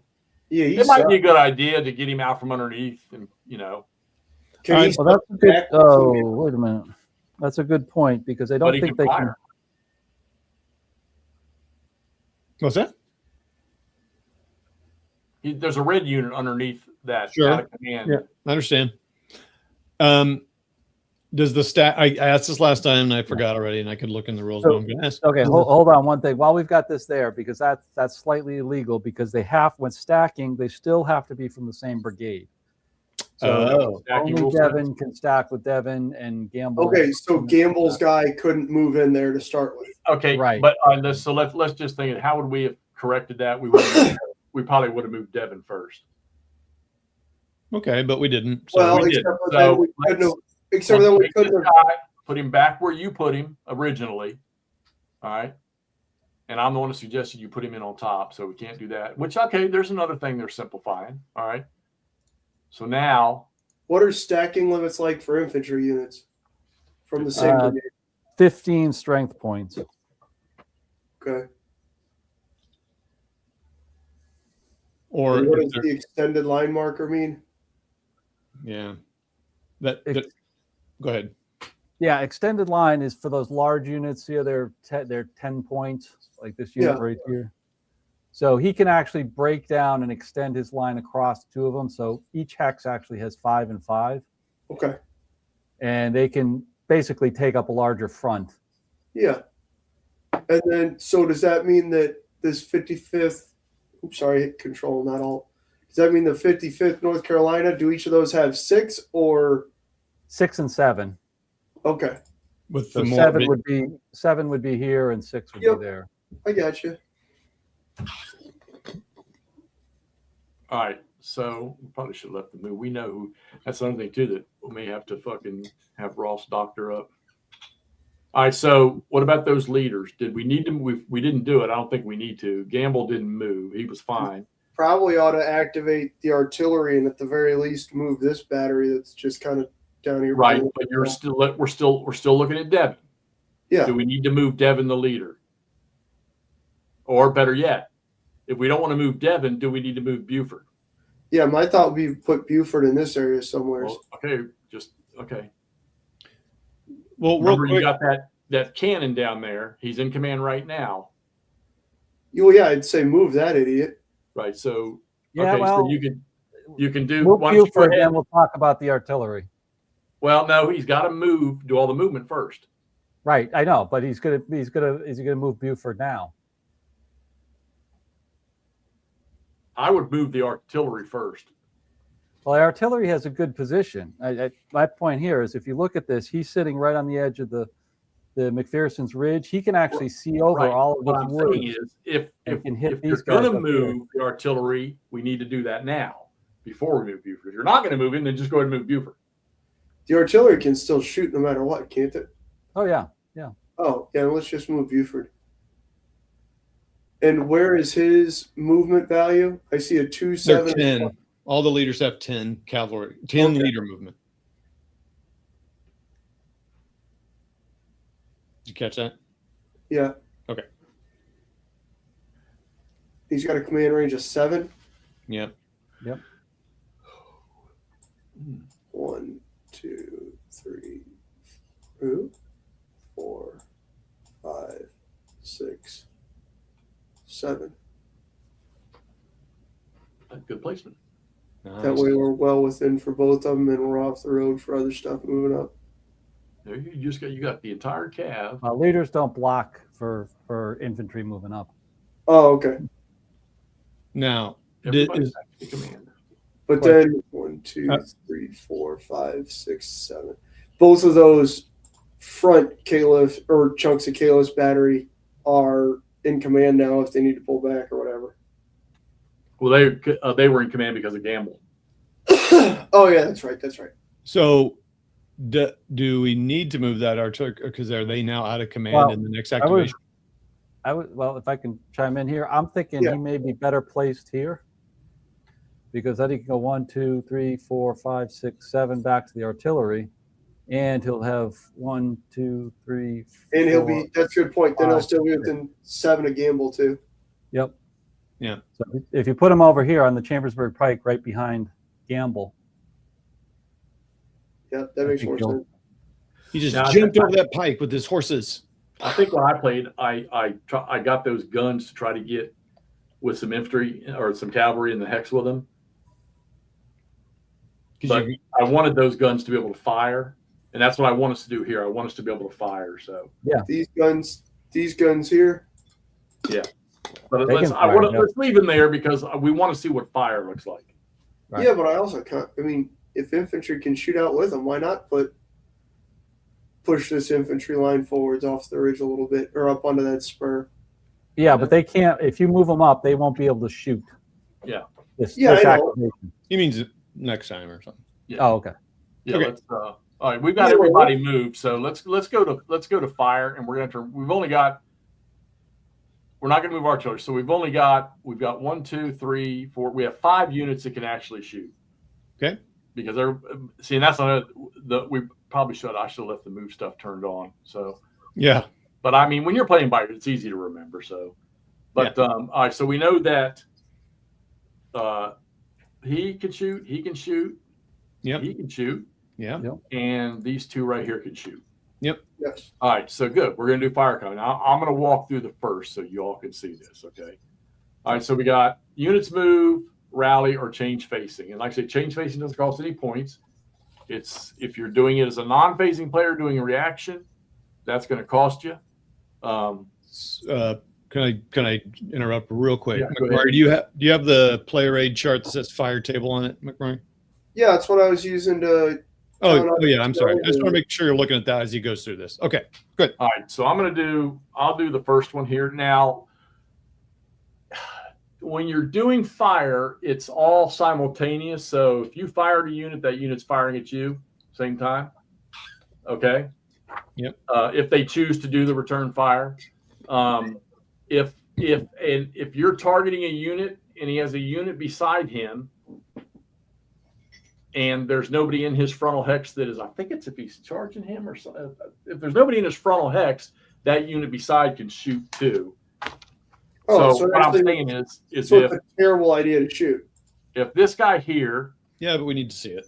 if he shoots here, Yeah.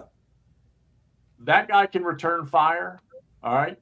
And unless somebody's shooting at him, he can return fire. So Yeah. So shooting is a terrible idea in this case. well, yeah, but you can disrupt units. Yeah, but didn't you just say it's simultaneous? Well, yeah, it's always going to be like that. Yeah, so that seems like a bad idea because they're just going to get shot back at way harder. Well, yeah, so you would have the breech loaders at 2 hexes are 0, rifles at 2 hexes are 0. So yeah, so you would have all right, so you had this guy here shoot at him. He would be shooting 3 with no modifiers, pretty much. Well, And no, he would fire back. He would fire back at 7, He'd take a And- -3 on his DRM from the strength point DRM chart. and he's also going to get the horse holding penalty too. So he would be another minus for each. Yeah, so it's a terrible idea shooting there because we're just going to take way more So punishment. you're talking what? It would be minus. Would you say for the strength? Of It'd be like -3? shooting at a -4. All right, -4 now. But look at your die roll. Look at my what's? The die roll, the fire table at the top. Yeah. And we're rolling how many D6s here? No, you're rolling a D10. D10. So I'm saying, don't. I know a lot of people are going to well, fuck that. But you'd be amazed if you just rolled a 7 or a 6. There's a Fuck, let's do it. possibility you're going to do something. But I don't you're right. want You got to call that shot yourself. But we might as well get after it. I mean, there's nothing. Yeah, we're here to learn the process. I wouldn't worry about how the result's going to be. Hell yeah. We're going to have.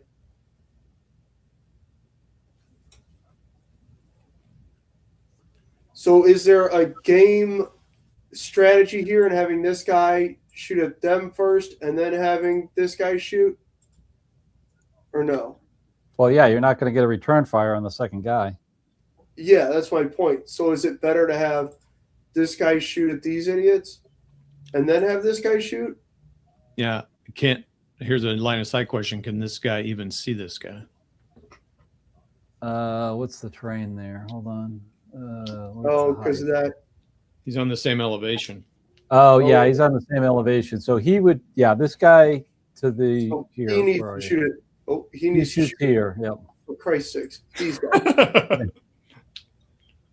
Yep. Okay. Yeah, they got to fire straight ahead at each one. What's their Screw it, cohesion? Oh, 7 and 7. All right. Man, Yeah. he's going to take a lot of shooting in return, though. It'll be fine. Yeah, he'll take a 7 shot. He'll take a 6 shot. Well, can't this unit that's next door to that No. extended line marker shoot? No, he can't because his frontal hexes are only here and here. So it's only going to be him firing back at him and him firing back at him. All right, screw it. Let's do it. Yeah. Yeah. So we got this 3 unit shooting at that unit. We have, so DRM, looking at our modifiers here, we have strength points is a -3. Weapons on the range effects chart is 0. Terrain effects are 0. Nothing's disordered. Nothing's close combat. Nothing is flank or rear. Nothing is high ground. Target is not mounted cavalry. My SPs are dismounted cavalry, so that brings us down to a -4. Target isn't sharpshooters. It's not dawn or dusk. It's not fire or an aggressive brigade, as far as I know. Yep. Okay. So it's a die roll modifier of a -4. So roll a 9. Roll a 10. What do you roll? A 10. 0. Perfect. Oh, that's a 0, not a 10. Yeah, zeros are zeros. So Oh. now the 7 R's return fire. Yeah. All right. So again, we got a 7, which is going to give us a die roll modifier of 0. We don't have any effect in the weapons chart.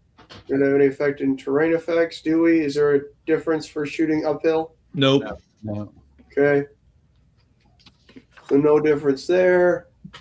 Again, we're not disordered. Nobody's doing any of that stuff.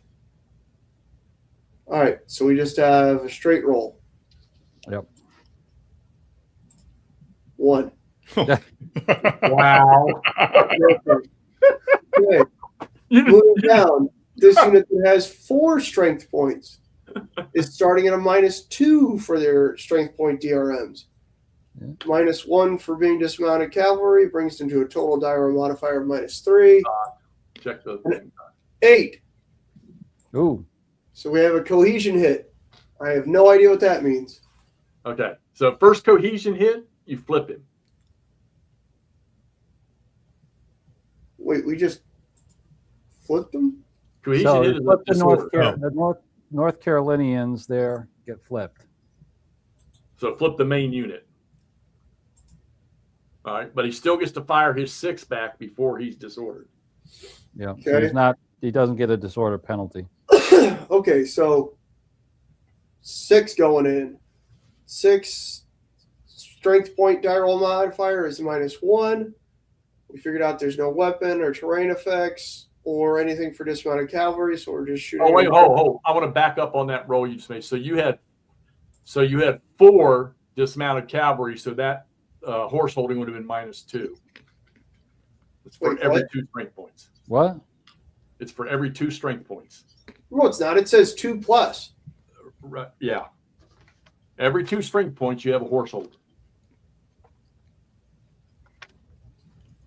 Then why wouldn't it say per 2 strength points instead of 2+ strength points?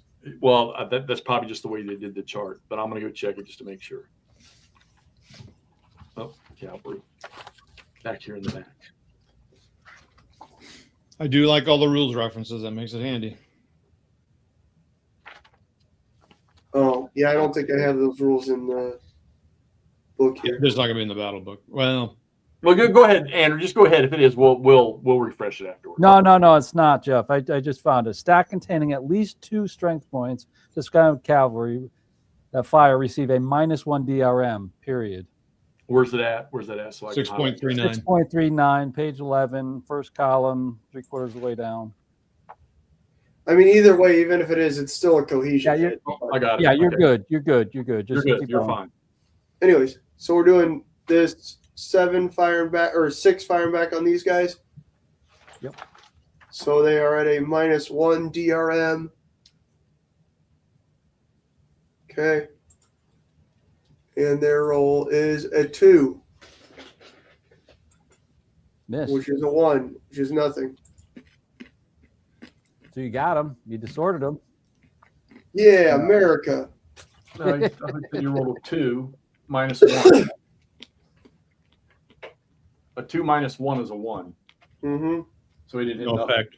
Oh no, the cavalry disordered him, right? So now both of both of those, that extended line and that parent unit are disordered. Yep. All right, right on down the line. Oh no, those are the only two we had to get fired. Yep. Yeah, Now it's Now already. artillery. just the guns. All right. Can we shoot Harry Heath in the face? No, you can't shoot leaders. Boo. Well, you can kill leaders, and Jeff can attest to this by having the unit be part of the attack. So if Harry Heath was actually in that artillery hex that you're going to shoot at, which I presume is this one, he would. If you got a strength loss, then he would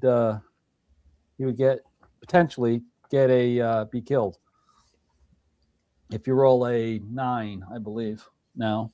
Well, see, so Dave, so I remember, if I'm correct, if I'm wrong, but for every 4 riders, one guy held horses. So you have one guy holding 4 horses, which led 3 to shoot. The strength points of these units are 50 per strength point. So I don't know how that translates. Maybe it's just they just made it 2 just to give it a number. And You are correct in that ratio, though. I think they simplify it because I think you're thinking of the full rules, Jeff. well, I'm reading what he said on there. So No, you're correct in that every 4 guys, 1 guy stayed back to hold horses. Correct. Yeah. Anyhow. all right, fire some cannons. Do it. Okay, so looking at that, firing at 3 hexes are 3-inch rifles, which are abbreviation of TB, have a +1. They still take the -4 die roll modifier, I would assume, right, for being 2 strength points. Strength. Yep. Okay, so they're going to be at -4 +1 for our weapon range effects chart. We do not qualify for the 4 hex range bonus for being at high ground. We will with that 3rd one, though.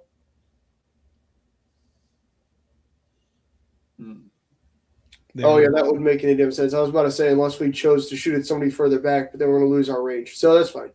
Anyways, so we're rolling at a -3. Uh-huh. Who are you firing on?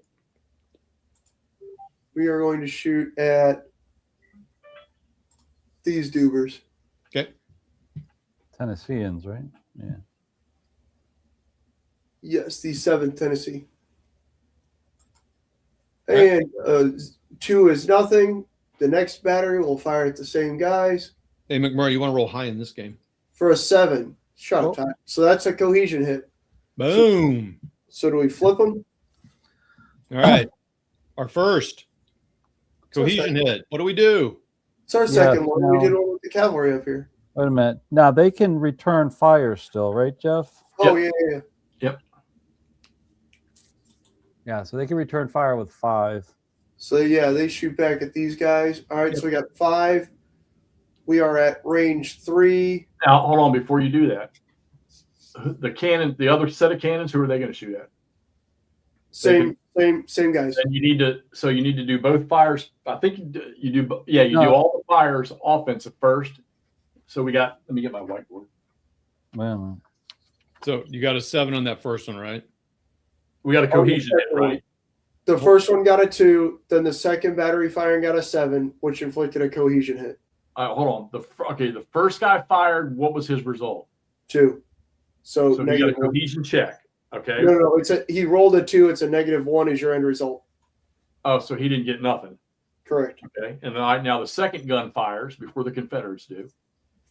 That was a 7, which was modified to a 4 for a cohesion hit. Okay. All right. So now your Rebs can shoot at whichever one he wants to. Yeah, but it's a cohesion check, not a cohesion hit. Right. There's a difference. Oh, okay. Sorry. That's all right. We're gonna we'll shoot at these guys over here on the north side. Okay. Because the range is no different. Although, are they blocked by the? Oh no, they're up on. I was just thinking. I don't think they are because that Reb, not the 7th Tennessee, but the other one beside him, he's up on the same elevation as that rough ridge line is. Yep. And then the cannons are another elevation higher, so I think they can see each other. Oh, yeah, you're right. So now in reality, you can have the 7th Tennessee can shoot, and the 14th Tennessee beside him can shoot. Yeah. So we're going to just put them on their corresponding numbers. So the 7th Tennessee is going to shoot at Rotor, Okay. and then the 17th will shoot at Newman. Good. All right. So we got 5 at 3 ranges distant. So 5 is going to get us a -1 strength point modifier. 3 ranges different for rifled muskets is a -2 for a -3 total. And they're going to shoot at Rotor's battery or Rotor's, I don't know what. Oh, fuck, for a 9. 6. So they're going to do a disorder or a cohesion thingy too. Cohesion it. Yep. So you rolled a 9 Cohesion minus check. what? -3. So we got a 6. Oh, just a cohesion check. Okay. So he's got Okay. to roll. Yep. And then the 14th Tennessee is going to shoot at the next one. They're only 4. So they're starting at a -2. They take another -2 for their range. Total of -4 on a 6 is a 2. So that battery is going to have to do that also. All right. So, Okay. all right. So now, okay. So the first thing you do is execute the Rebs, which was a cohesion check. Do we get to finish shooting? No, well, no, you got to resolve this first. Oh, then we should have done that up here with these guys too. No, we already did. They already shot back. No, but they didn't. Yeah, they did. You got a D on them. Yeah, but they didn't do their cohesion stuff. Yeah, they're already flipped. The other one missed. Remember, Yeah. they're already done. You already did their cohesion. They got a cohesion. Did they get a cohesion hit or check? They got a cohesion check. That's what I was looking Okay. at. Flip him back over. We should have done that first. Flip him back over. Okay. All So right, what's now the roll for his cohesion check? cohesion. I rolled a 1. All right, he's fine. Now go back Okay. down here to your Rebs. So the 7th Tennessee took a cohesion check. All right, flip him back over until you roll. No, Rolled you a don't flip 3. them until you check them. So it's nothing. All right, and then This the other battery guy will- beside him took one too. Right? Oh no. The Well, artillery. The artillery. Both of the artilleries did. So the first northernmost artillery rolled a 9, so he failed. All right. Yeah. So he flips. Okay. Now, the southernmost artillery has a cohesion rating of 8. They rolled a 4. They're fine. All right, so he's good. Now, this last battery down here gets to shoot, right? Yep. He's up 2 levels, so We're going to shoot at these ding-dongs down here. Boom. Range is 1, 2. I think they're. I don't. No, they're tucked in right behind that. I don't know, Alan. What do you think? What's that? Sorry, I was looking up the rules. Okay, then they can shoot at these guys then. Right? These- Yeah, it looks like they got a clear line to them. well, or do the your guy line up of on the sight. next This guy like that. Yeah. Yeah, that looks good. Okay. So range is 9. This is where whiteboards come in handy. Okay, so they got 2 strength points, which is going to give them a -4. They're at range 9 with a 3-inch rifle, which is going to give them -1, total of -3. They are on higher ground at 4+ hex range, which is going to give them a +1 to -2. Or I'm sorry, back to -4. Yep. Cool. Let's roll. Nothing. And they don't get to shoot back. Yeah, they're out of range. All that shooting, and we got 1 disordered artillery battery. Yeah, I mean, I'm looking through your rolls up there, and I only see 2. Yeah, they weren't great. Asshole dice. All right, so you just went through. Okay, all right, that's cool. So you just went through, and I'm telling you guys, when you're playing this thing, and you know the sequence, this rule system flies. It really does. I can see where that would happen. I mean, come on, that's McMurray's first look, and he went through the fire chart like it was freaking butter on a piece of bread. Have you ever seen him butter a piece of bread? It's Oh no, you're right, Todd. I've not been out there. I'm my bad. Todd, you've never seen me butter a piece of bread either. I don't usually eat toast dry, home dog.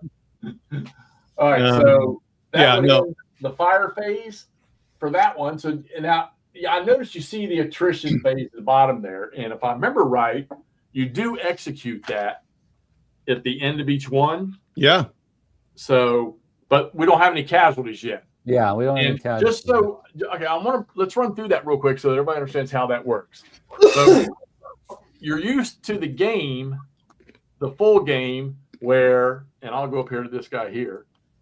If first let's Todd, bring the cohesion hit chart up so that we can see that.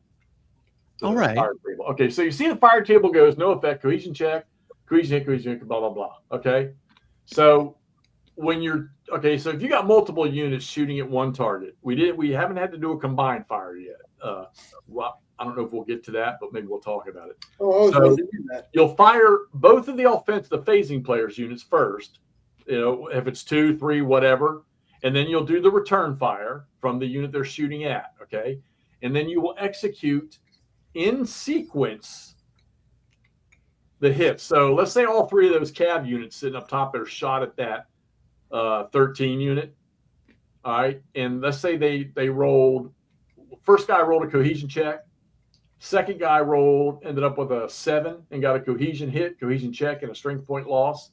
And then the third guy rolled a 9. He got a cohesion hit, cohesion check, and 2 strength point loss. Okay. So you would execute the cohesion check first because that was what the first guy rolled. You're going to do them in sequence. All right. All right. If he fails the cohesion check, all right, he flips, obviously, after he's done his fire. Okay. And then you would go to the next guy who had a cohesion hit, cohesion check, and an SP loss. All right.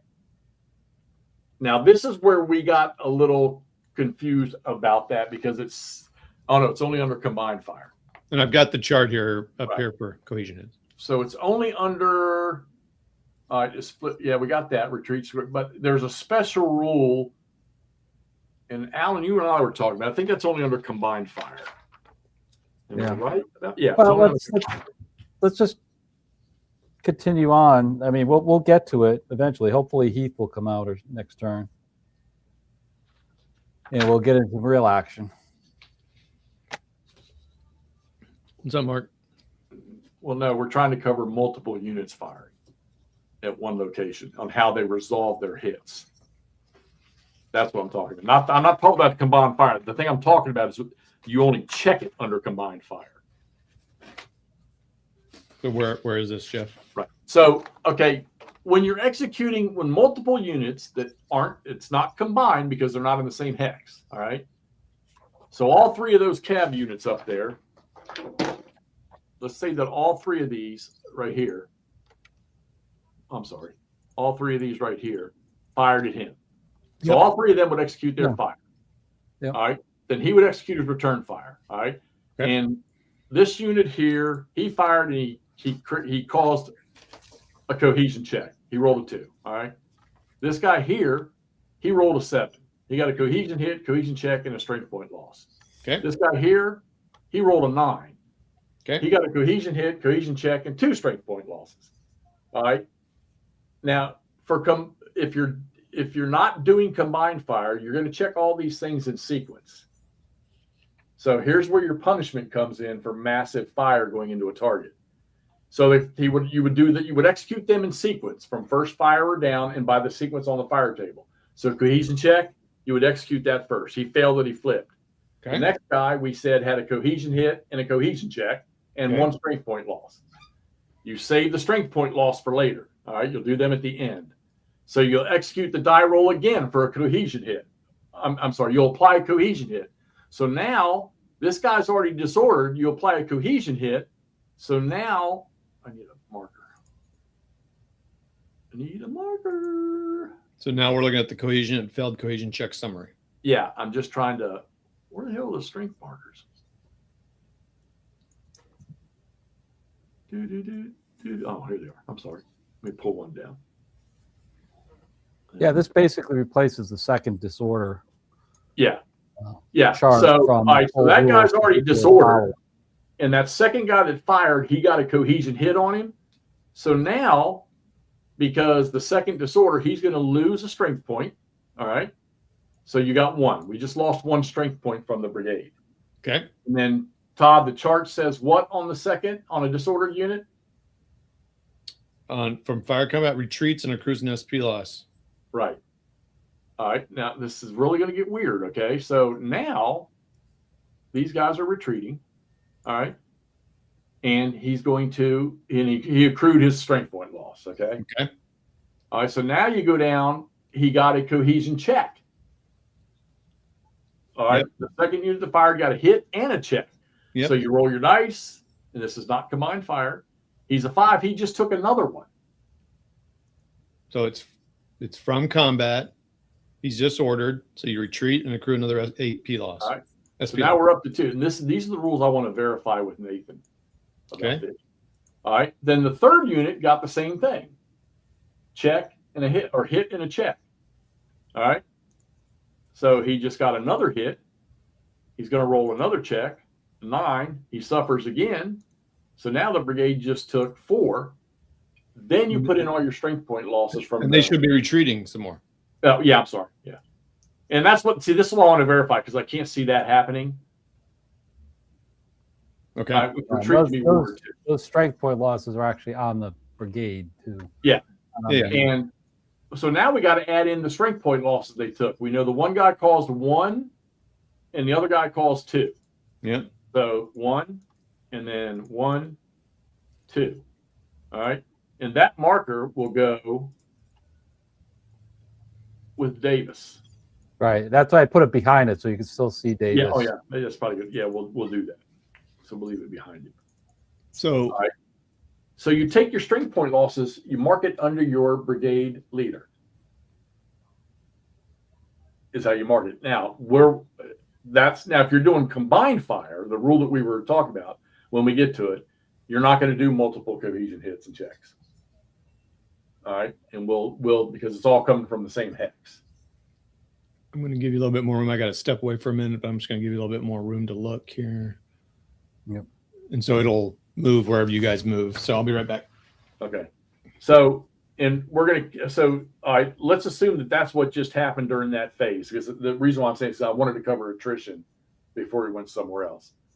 So when that whole division's activation thing is done, you have what's called attrition phase. All right. Now, 7 is usually the golden number. Okay. And if it were Archer's brigade down here, matter of fact, you know what? Let's just do that. Oh, damn it. What are you doing? Say Archer took 7 hits. All right. 7 strength point losses, his brigade. Now, here's the difference in attrition. All of the units in Davis's brigade are 10, 12, and 13. That 7's not going to affect them. All right. And you'll understand why here in a second. But Archer took 7. Okay. His units are 5, 4, 3, 6, and 6. Well, during the attrition phase, you have to get that strength marker below 7. And how do you do it? You route a unit. Doesn't matter what size unit you route. Okay. So let's say we want to get that below. Well, it does matter. You're going to choose yourself. But let's say we choose to take this guy here and we route him and place him on the command chart. Which one you're pointing to? I'm sorry. I keep doing that, don't I? Yeah. So let's say we choose this guy here, 3.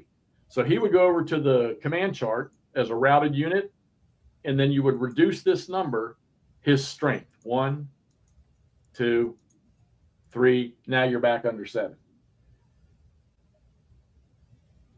So every time you get over that, you hit that 7 number. Like I say, with the exception of the fact that these units are all 13, 10, and 12. If you have the formations like that, which I'm hoping that the supplemental counters will take care of that. They would have to get this number. His casualty number for Davis would have to be at least 10. Yeah, it's the lowest number within the unit. So going back up towards, oh, come on now, let's move. With 7 is the minimum. 7's the minimum, but for like the bigger brigade, going back to Davis up here, you know, the minimum on them, because they're such big brigades of 10, 13, and 12, 10 is going to be the minimum there. So he would have to accrue up to 10 strength points lost before they'd start to have to get rid of or route units. So now, how do you recover those routed units? You go into reserve mode, and at nighttime you try to recover. Yep. And that's how your strength loss. So for me, I think you're still getting the same effect, and you still have brigade effectiveness stuff too, which we won't get into that night. But you got the brigade effectiveness. But so yeah, this eliminates just to focus on the full rules. This eliminates all of those collapse markers that you have, that take up space on there. This also eliminates strength point markers underneath your units. So on Vassal, of course, it's not going to make much difference because we have unlimited stacking. But when you got a real board out there, if you're playing with a real board, and even on the smaller scenarios, you're going to have large stacks. This is going to eliminate a lot of extra counters on the stacks, but still keep the flavor of the close combat and the attrition that's occurring on these units.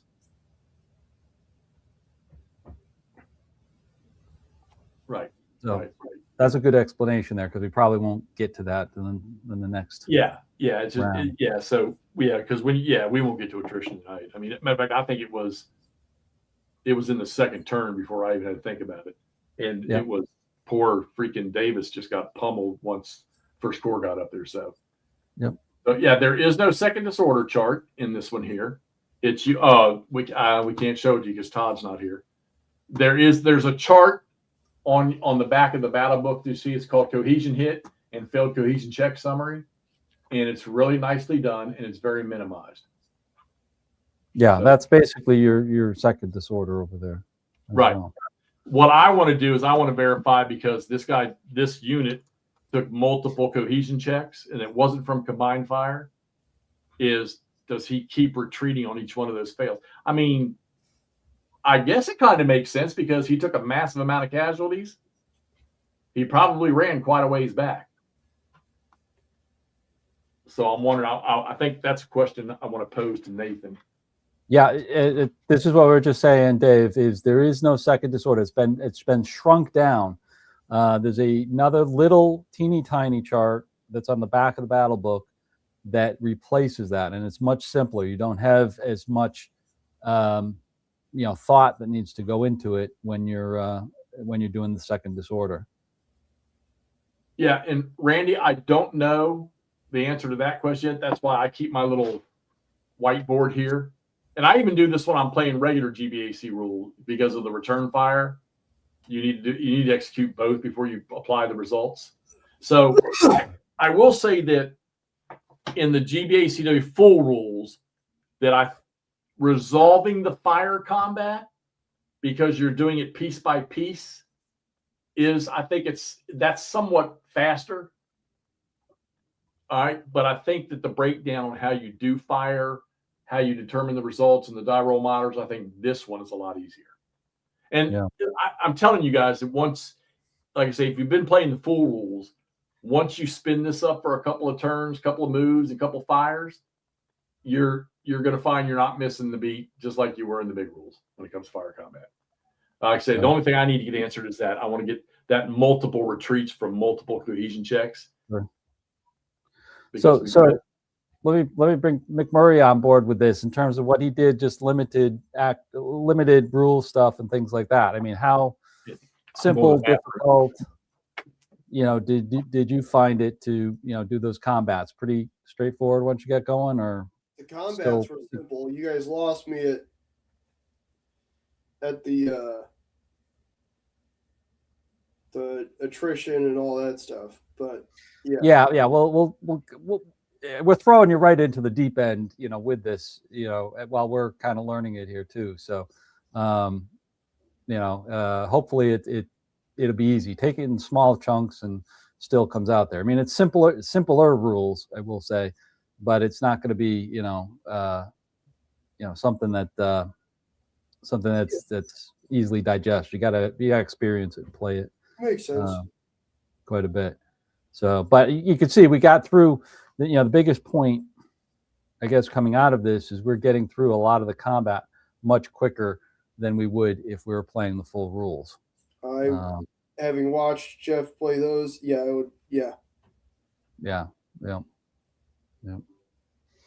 And Nordic's asking, you never played the full one. You were looking for the simple stuff, right? Yes, sir. Yep. Okay. So, hopefully people are seeing some of this and how it plays out. Again, we're diving into this, so we're just like everybody else, kind of opening the box here for the first time on these, and we're trying to get into them. Jeff's done a lot this week. He's gone deep end, and he's been swimming under these simple rules for the past week, so he knows the most on it.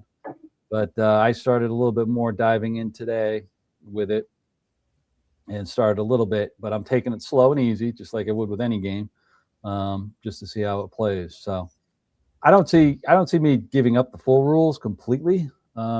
But I do see, as Jeff says, a big, 3-dog game, or a big dead of winter game, as I saw Nordic mention. I might use those rules to play a full, 2 days, 3 days, whatever battle it is, for those larger games.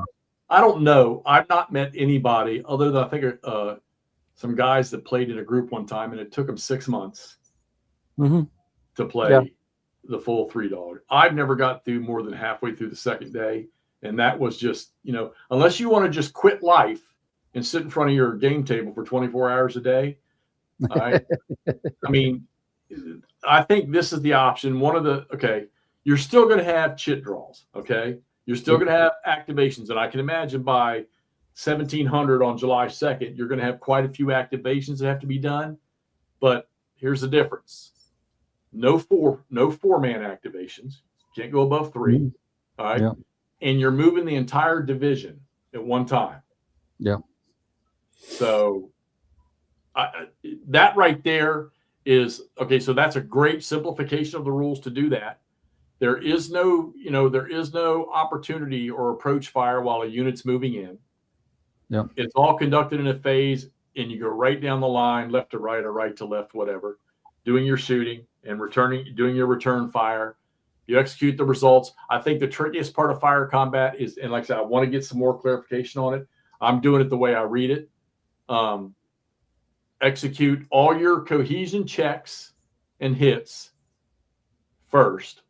I think it's hits and then checks first. And you do all of that, then you execute your strength point losses. So, I mean, it's quite possible that brigade right there suffered 350 casualties in a freaking 20-minute firefight. Oh, yeah. I could see this simulating, Iverson's debacle, right in this area, where he basically got massacred by the 2nd Brigade of the 1st Corps, or the 2nd Division of the 1st Corps, up there very easily. Which you could do the same thing within the full rules as well, but much simpler execution on there as well.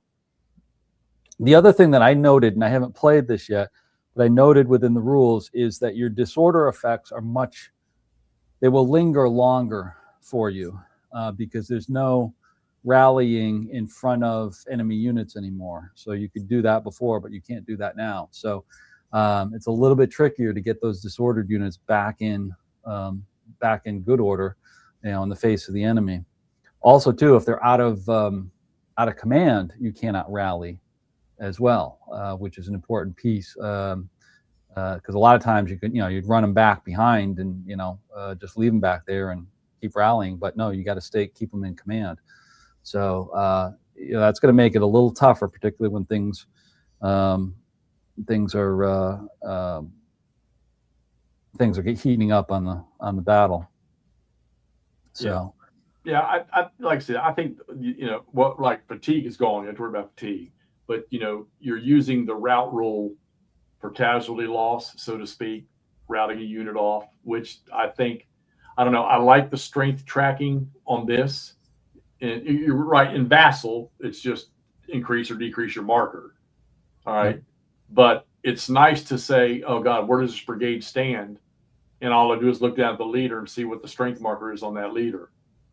And then just simply look to see how many of them are disordered. I like that. There's no collapse. You don't have to worry about collapse in this game here. I like the movement to combat and the regular movement. I love the march order sequence. I mean, I don't know, I mean, how much simplification you can do to the efficiency and activations other than they reduced it one and they took Corps and Army leaders effect other than positive effects. They took it out of the game. They took the brigade coordination out of the game because in effect, if you think about it, you're actually doing a division coordination right off the bat. Everybody's moving at one time. I think that movement alone without interruption speeds up the play immensely. Yeah. And then just going right down the list of fire.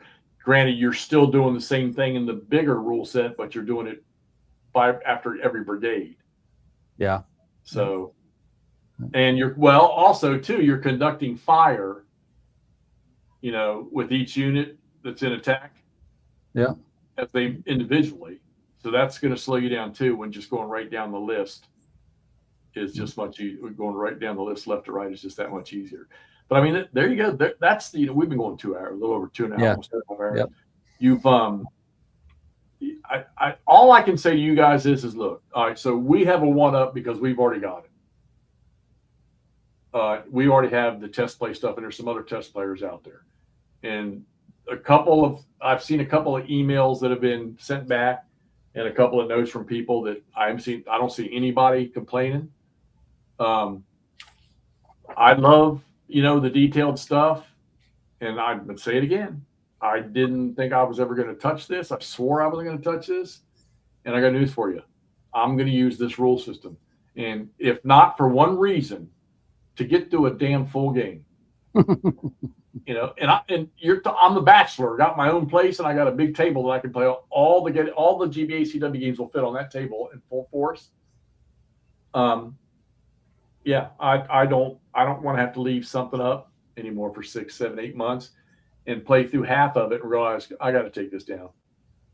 So yeah, and I think this will flow with the big games as you said, and there's a lot of big games coming out and coming forward. So if you're looking for that type of detail, I think the simple rules are going to help with that. I look down the road, not only Three Dog Deluxe, which we're looking at right here, which is big as we all know, because we know how 3 days worth of battles with the Army of Potomac and Army of Northern Virginia.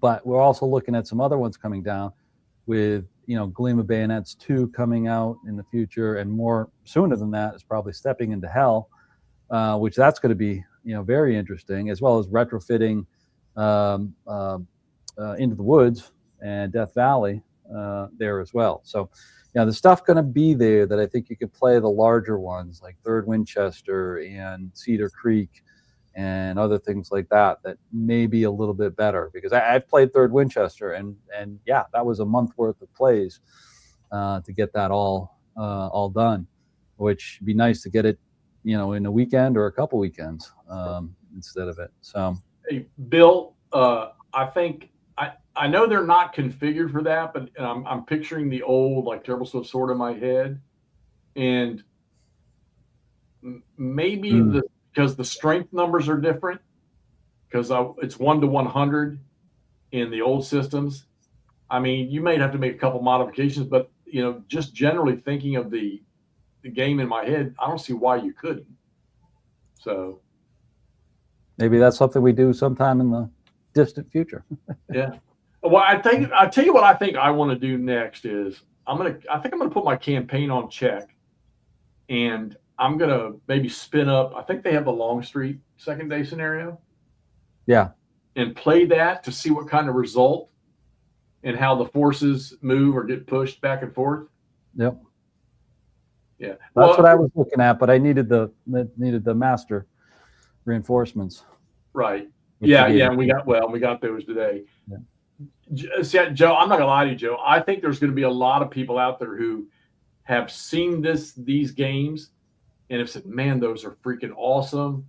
They're going to be fun. And then they see the 64-page rule book or 40-some page rule book, and like, nope. I honestly believe there are more people out there that don't play the system because of the rules than there are people that do play it. Because it's think about it. I mean, most people today, I get on YouTube and I'll scan around to see who's playing games and doing their reviews. People are playing lighter games. It you know, who knows too. You know, one thing that could be interesting. I mean, I see what Nordic's saying. He likes the march rules on there. Hey, who's to say you don't pick and choose from each and, you know, play how you want to play? You know, if there's some good stuff that you thought, hey, oh, wait a minute, this might work good retrofitted with the full version. Why not? I do that all the time. I'll cut and paste if I'm playing my own stuff and use it there. So, you know, take a look at it and, you know, see what you can do with it, and particularly that they're you know, supporting it, which is good. You know, it's not just kind of like, oh, here you go, guys, you know, have fun. They're actually supporting it very well with it. So well, and let me tell you something. Here's a good example of why I think this system works. McMurray's never touched something like this. I mean, Murray, I'd say what, Blind Swords is probably the heaviest. No, well, that or a Most Fearful Sacrifice. Probably Blind Swords is the heaviest you've ever gone, right? Blind Swords is a little more granular than Most Fearful Sacrifice when it comes down to it. And he jumped right in on this with, you know, after just, you know, a couple of minutes of saying no, no, no, yes, yes, yes, and boom, he figured out the fire chart on his own pretty much and how that works. I'd say the biggest thing you got to think through, and like I said, I still want to get some more clarification on it. I'm going to pose an email about that tonight, and Camp, I'll probably copy you on that one too. So I want to comprehend the multiple cohesion stuff, which, and like I say, thinking about it now, I could see how that unit could retreat 2 or 3 hexes because they just suffered massive firepower, and the odds are they're probably going to run a little farther. right.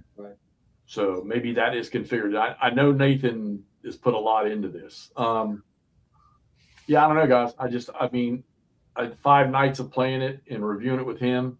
I know you're going to see Camp and I playing some of this. It's going to happen. Might be a little while because I know we're both trying to muddle through this stuff and figure it out. But and if those of you out there are doing any test playing, you know, hey, send us some communication with what you're doing. Let us know how it's working. But I think that if you can bring, and you know, you guys are sitting here talking about, well, what if I move this rule over into the big system? Okay. So I know a lot of people, and I've heard the discussion about how great battles of history, simple great battles of history, there's no melding. You're not going from simple to full. It's just not going to happen. Achilles, buddy, how you doing? So this one here sounds to me, just listening to you guys talk about, oh, I'll take this from, sounds to me like you can't in this system. You're just going to take away moving the entire division and, you know, just moving it 1 brigade at a time and executing everything with that. So I think this could be a good pull for people that have been afraid to play the game, to bring them in, to get them playing it. And if they decide they want to go full bore, hey, super. But I'm just not gonna lie to you. I just know that the next few that I spin off of this thing here, it might be the whole year. I might not touch the full rules for this whole year, trying to get used to, you know, seeing how this functions. But like I say, I want to complete something. So maybe I'll take that scenario and try to play that scenario all the way through and see how that comes out. And then come back to the campaign. But I mean, come on, we've got the Death Valley box. Were the expansions part of that too? I didn't know. Yeah. Okay. They are. Into the Woods, that'd be a great one, I think, to apply this to because of all the special rules. I can't wait to see that battle book. We've got the Death Valley battle book, we've got By Swords and Bayonets, and we got the 3 Dog. Yep. So the Twin Peaks and Into the Woods we don't have. Yeah, that'll probably be and Dead of Winter. Right. They're gonna do Dead of Winter. Really? Yeah, I think so. I gotta look, but I'll look there. Wardrobe. I was just thinking about your opinion. You kind of walked away for a minute there. I know you had to, but your thoughts. I mean, you've played. You know, you're relatively new. You're seeing this new stuff. You've played the old stuff a little bit. Thoughts, ideas? Oh no, I mean it's pretty good. I want to sit down with the rules. Like I want to sit down with the rules by myself and kind of try to work through it because there's a lot of things I'm not totally comfortable with. Some of the like setting up the scenarios and stuff. I'm like, wait, what are they talking about? Where is this happening? And like the multiple AMs, and I'm not sure what pieces and stuff all belong to what. So there's some confusion there, but I like how I'm seeing it all move. Like it's gonna, yeah. I'm already excited. I'm excited about it. I bought the thing. I'm ready to go. The pack for the other games. I got this. I said this shipped to me. Oh yeah, Twin Look at Peaks. that. I don't know if you noticed. In shrink. In Very shrink. Nice. So yeah, that's a good one. Cedar Mountain is a nice small. Jeff, look what came in. Battle. I mean, this tells you that because I would not have bought this.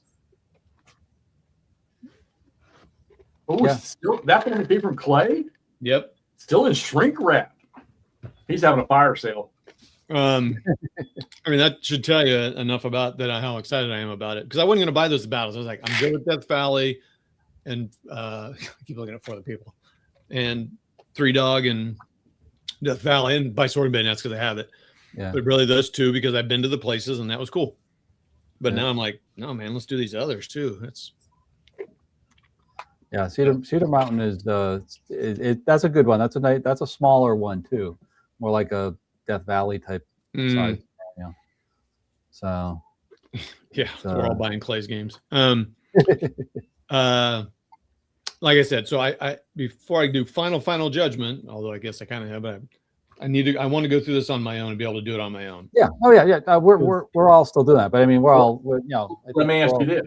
And actually, this is probably more appropriate for McMurray to answer this question. But I mean, I guess Todd, you could too. But Todd, you have a lot of experience doing this. So, Andrew, do you think just after this? Okay, so first off, I messaged everybody last night, and I'm going to tell the whole world that major events in history that occur. I was privy and witness to one last night, and that was McMurray playing a game on Vassal by himself. All right. I'm just super freaking awesomed out about. Andrew, do you think, keeping Vassal in mind, and this, do you think you could, with just the very basics that you touched tonight for movement and fire, that you could sit down yourself and spin this through Vassal and play it? I don't know about the entire campaign game, but probably some of the scenarios, yeah. Well, I mean, rules wise, no matter what you. Oh, yeah, probably. Hopefully, I need to get my hands on like the rule book. But yeah, probably. I don't know why I wouldn't, to be honest with you. It certainly might be entertaining to play with you or Toddy or somebody. I don't know. But yeah, I mean, I could certainly see myself playing like. Given what you guys did with Most Fearful Sacrifice, I'd be interested to see what you could do with this one. Yeah, that would be pretty wild to play the whole. Well, Todd, we should do that this year because it came out in summer 2025, so we should have plenty of time to get familiar and get it on the table and play it. Oh yeah, let's do it. Be here in June. July. I mean, your Most Fearful Sacrifice was great because you played it out. You went all over the place and did everything. We did. So, I would enjoy that, to be honest with you. Yeah, let's see if we can, be a terrible leader for the Revs like we were then. Yeah. Hopefully. Yeah, Dave, you are right, Dave. Hopefully we can get past Seminary Ridge. As the Confederates. Anything other than AP Hill. You were on Culp's Hill. Yeah, like I said, with anybody other than AP Hill, who then just kind of got taken apart piece by piece through concentrated artillery fire on Culp's Hill, which was a little embarrassing, to be honest with you. Because, I mean, we did. AP Hill took Cemetery Hill, too. Yep. And then, Union artillery trains were like, oh, we don't even have to go that far. Cool. Let's just shoot the shit out of these guys. Yeah, I had the same problem. I took Cemetery Hill and got run off it. Yeah, like yeah, no, it's I'm excited. Just some things to kind of grasp around. Well, yeah, but do you think you could roll with this? I mean, does it still seem daunting compared to the full rules, or no? Because there's all those little exceptions and all the little things are out of it, but yet you got the detail of the units and they've done a great job of summing them up, and you still get some really cool effects, and just like that. There's some questions here, and that's why I want to to help him, I want to be, as a new player, read it and be like, I don't understand what you're saying here. Yeah, can somebody send me a copy of the rules? You Yeah. got it. Yeah, No, we'll get so I started. don't know what I do. I have that, or I'm just really, really bad at this. I got the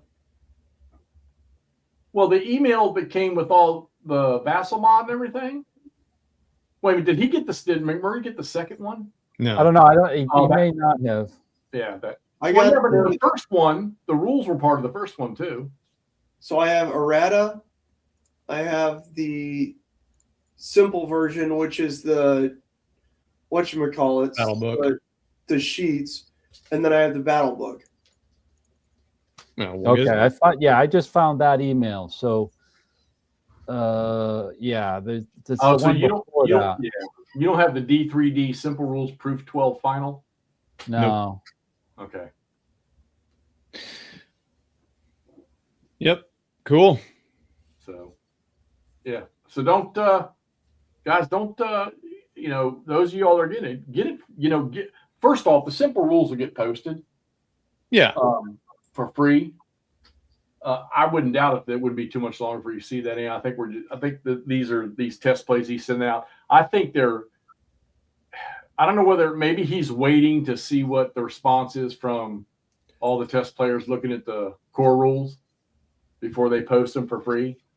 But with 3-Dog already in print or being printed, you got to think that that's not going to change because that rule book's going to be in there already. So, and then I think that the price on the add-on pack to bump your other games into simple rules, I think that all the shit that's in that box, that price is also extremely good. So, Yeah. Well, I mean, my opinion on that is that I had Death Valley sitting here and I was not going to play that unless, I played with one of you guys, which is fine and great. But like McMurray and I'm not going to play that game. I'm not going to, I don't have any other local GBACW players that could teach me that. So it wasn't going to get played. By adding that extension, I now have a new game on my shelf that I can play. Okay. Yep. Yeah. And then, I'll never part with those. It's like same with this line of battle. The only reason I haven't sent all of those fucking boxes to part of my French to Noble Knight is because I want to see these new rules. Right. And Well, we can correct that too. We can get you going on this, Todd. We can get some games in there. I mean, I gotta be honest. I'm good. I'm going to stick with simple. Yeah. There you go. There's a perfect. You and McMurray are both perfect examples of what this system, what it will do. Can it bring people in? Because you were going to do. I mean, you tried it, you touched it, but it was. I mean, that's why I did. That's why I went in and out into the woods twice because I sat down and was like, what the blank? But now, guess what I need again? That. So I gotta find. Yeah, and you guys keep checking in because we'll start putting some video up here soon. I'm sure Al and I will go head to head. Maybe we get Todd McMurray and where we're just playing and not really discussing because it come on, it's still new to us. Tonight was look, whenever you're trying to stream something that you're learning, it's a fucking merry-go-round. That's just all there is to it. Yeah, and it looks painful. And if you're watching, like, what the heck? It's like, yeah, don't worry about it. Don't take our play tonight as an example of. Because I'm gonna tell you what, I guarantee you, it's a different story if we're all dabbling in the rules and we're sitting down soloing it on Vassal ourselves. I'll guarantee you that the motions you go through are probably a lot smoother because it's yourself. Right. I mean, if it was one of us playing against one of the other ones, it would probably go a lot smoother because we're not going to be sitting here talking to each other about, oh wait, can I do all this? It's granted you're going to have some because you're helping each other out with learning the game. But here, I'll put it to you this way: I will be more fluid with this game faster than I was fluid, which I'm still not. You're never going to be fluid with full GBACW. I don't care who you are, but way, way, way much faster with this, and I'll be a lot more fluid with this faster than the other system. There's no doubt. You guys haven't seen the rule book, and come on, guys. It's like SCS. with maybe a couple extra pages. What do we got? 16? And the last page, the last 2 pages are pretty much optional. They will, Ray. Well, I think where it gets a little, so when I was looking at some of those other rules, you start adding the scenario rules and some of that stuff, that starts to, add a little bit of depth to it. It would be kind of nice. And I know that's what, well, maybe, I guess that's, but by Sword and Bayonet, it's going to be a little bit of that. Just a little bit of simpler, small, Well, the other thing that, like I said, when we had Nathan on, which I applauded him, they're putting in the Rutherford farm map. Oh, that's right. That one, I still will preach from the highest mountain. That'll say that is the best one to start with. Low counted entity, not many special rules, and you can just learn the core rules right there, whether it be full or simple. It hands down is the best. So I would start with something like that, particularly with the Death Valley stuff, because there's much smaller scenarios in there. Kernstown, I think, Todd, you'd mentioned wanting to play. And even some of the other ones are nice and simple. I started today, Kernstown. I started first Kernstown with the simple rules. That's the first one I was going to try. Yep. All of them. Play the race to the wall scenario though, Todd. Don't play the. Oh, really? Yeah, play the shorter one. Oh, the race to the wall is the shorter one. Yeah. Yep. What? And you played in Vassal? Yeah, started it. I played the first few things. All right. So All right, cool. that was good. And yeah, I'm sorry. I just don't think you can go wrong. I mean, look, even if you don't, I don't know. It's kind of hard to say pass up on the. I mean, I'm wondering too with the update kit if that's going to be something that maybe will remain in stock a lot longer than a game would. You would almost think it would give people a chance to look at the rules and pick it apart to say, no, there's too much taken out, or no, this will work. And I think we need to start changing the narrative from comparing the two and just like, this is its own thing. It's got the basic, and when you could move from this to that, but comparisons are over. It's its own thing. Yep. Good. That's good. That's a good way to think about it. We want more people into the system. Yeah. And if you have the games, I guarantee there's 1 million boxes of GBACW sitting on people's shelves because it's too freaking hard to go into and to do it, and it's not worth it. So they buy Blind Sword. Man, buy the $50. You just gained games you'll play on your shelf. Well, and truthfully, too, guys, you don't. I mean, if you get the terrain charts and stuff, and the fire tables, I don't think you need to have the additional counter stuff. I mean, because you can still play the artillery. You just fire them separately. Look at the Confederate. There's no way in getting the Confederate artillery you can't combine them because they have 2 guns, 6-gun batteries with 2 guns of all different types. Right. So unless you're just going to consolidate that, then I think you probably take too much out of the game if you do that. Yeah. Yeah, but they're like we don't need to talk about that. I do want to mention something to you, but we'll do it offline here. So, all right. No problem. I had a thought and I forgot it. You're getting old. I am. I get up in the morning and have to. Thank God I have a little thing on my nightstand that has my name on it. Too many new simple rules in my mind. That's why I can't. As I said, not enough space up here anymore. He doesn't know how we do it. Well, we don't. We just do it. We pretend to. That's why we play with more people, so we can yell at each other and say, "No, dum." I don't mind. at least we're spreading the. I made that comment to Mark the other night that and I told those guys on the command post, I said, my 2026 game potential list is pretty much out the door already because I can see where I'm going. I will continue with the squad leader stuff. But I tell you, man, outside of that, it might be an ACW year from top to bottom. Especially if Line of Battle pops with new rules and they're good. Yeah. Put that in the mix. Field Commander, Blind Swords. I don't know if we would see Black Swan Antietam this year. Who knows? the Blind Oh, Soul yeah. stuff, the Army of the Potomac stuff, and I still haven't touched the Rebel Fury box. Yep. I think I'm spent for the whole year. And then once golf gets in here, forget it. Yep. Forget it. And I'm thinking about joining a second golf course this year. Oh God. Yeah, we'll never see him. March to October, he's gone. No, So- we'll just strap a laptop onto his golf bag so he can play Vassal. Now he knows how to play Vassal. He's going to do all the big games on there. So you could be out on the golf course while you're waiting for somebody else to hit and, play a turn. Yeah. Take a tab with me. Rollo, give us some time because these guys are now just getting ready. They're going to start getting into it. I don't know. Ross, I don't know if he's going to or not.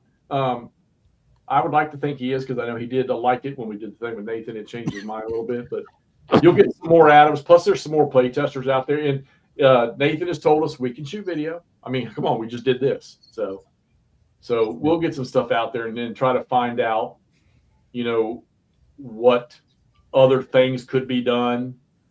Yeah, Rollo. Do you mean in this game or do you mean other games to streamline? Just curious. Me or Rollo? Rollo. Yeah. I didn't know if Rollo was talking about this game or he meant other games that should be Oh streamed. yeah, good question. That's a very good. And I'm actually slow right now because I'm still in the midst of remodeling the game room. So once I get that done, What's the plan? rolling. What do you think the plan will be on that? Well, I've finally putting in a floor out there, and I'm redoing some shelving and stuff like that. And I got some other ideas that'll help streamline the physical game, so I can video them and play them and everything else Gotcha. without the mess that I had there before. Yep. Yeah, Rollo. So I can't answer that question because I don't know the full game enough. But This one, you say this one. Nordan, the GC, you'll be seeing. Would you all say April, Todd? You and Ross? yeah, so Ross and I are playing a game together with two other guys in April, GCACW here in St. Louis area, and we are going to have to get together. And it sounds like the only night they can do it is Saturday. So I'm not sure how we're going to handle this, but we're going to be playing the Chickamauga campaign in April, but we'll get together and play a couple, make sure we're all on the same page with basic rules and all that stuff. So a campaign game that'll go 4 days. So that'll be cool. 4 play. And that's only if Ross doesn't send all his GCACW to Noble Knight in exchange for OST.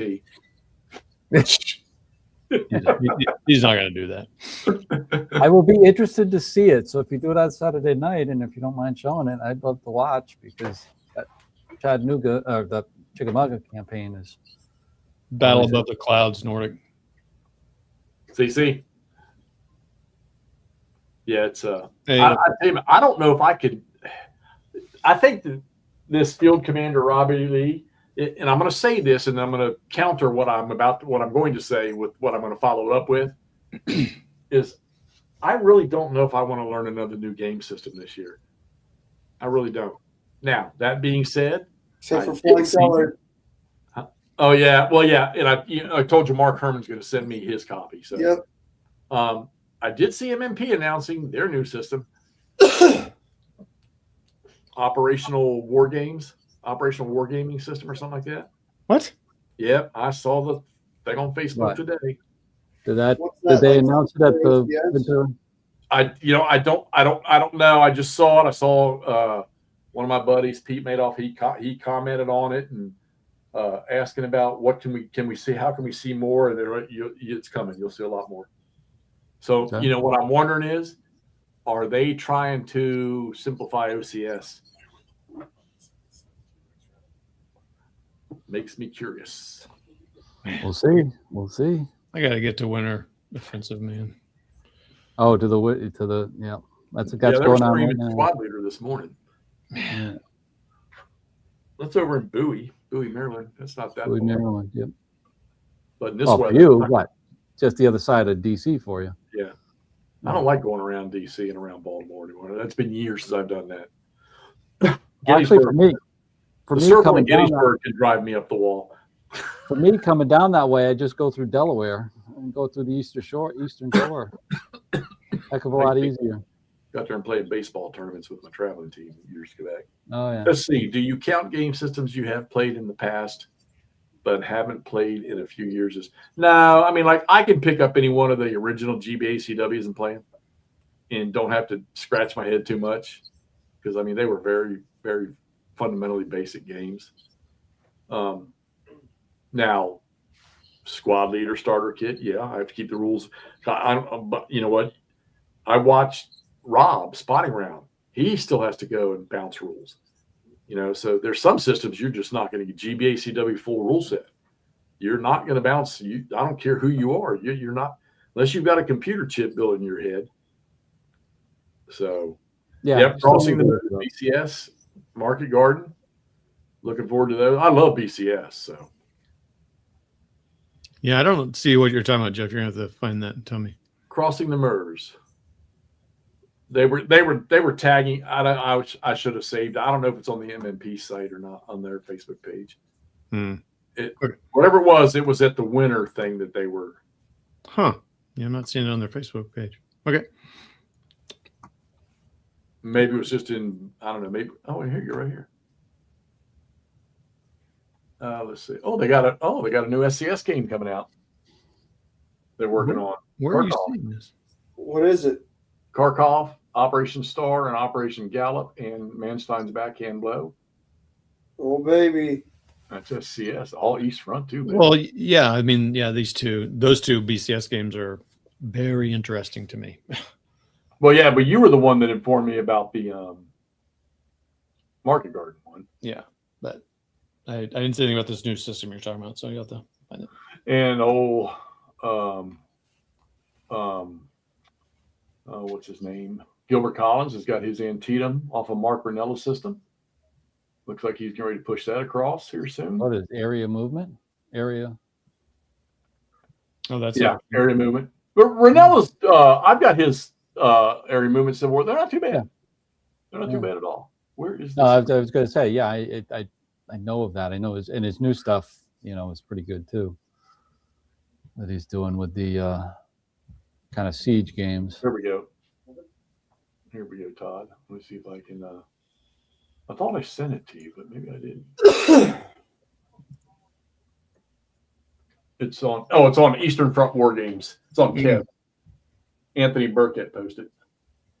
Oh, Operational Warfare System.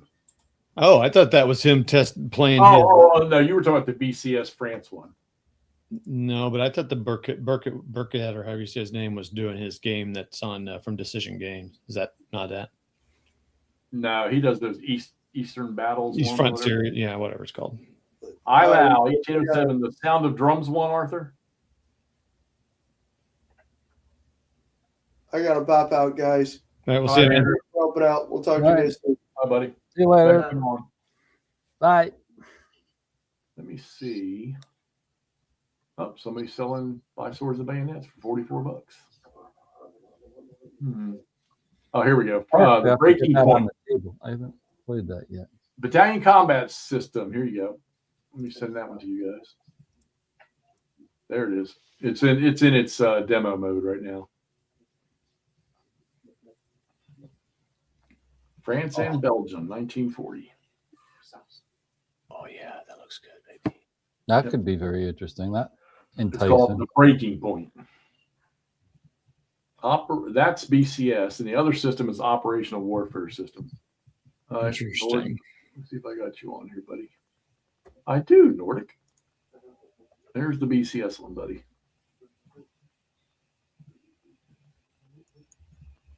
Yeah, it is.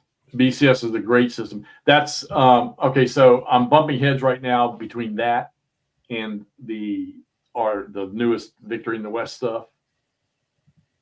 So Yeah, so this is the that's the Highway to the Reich one, isn't it? no, this is BCS.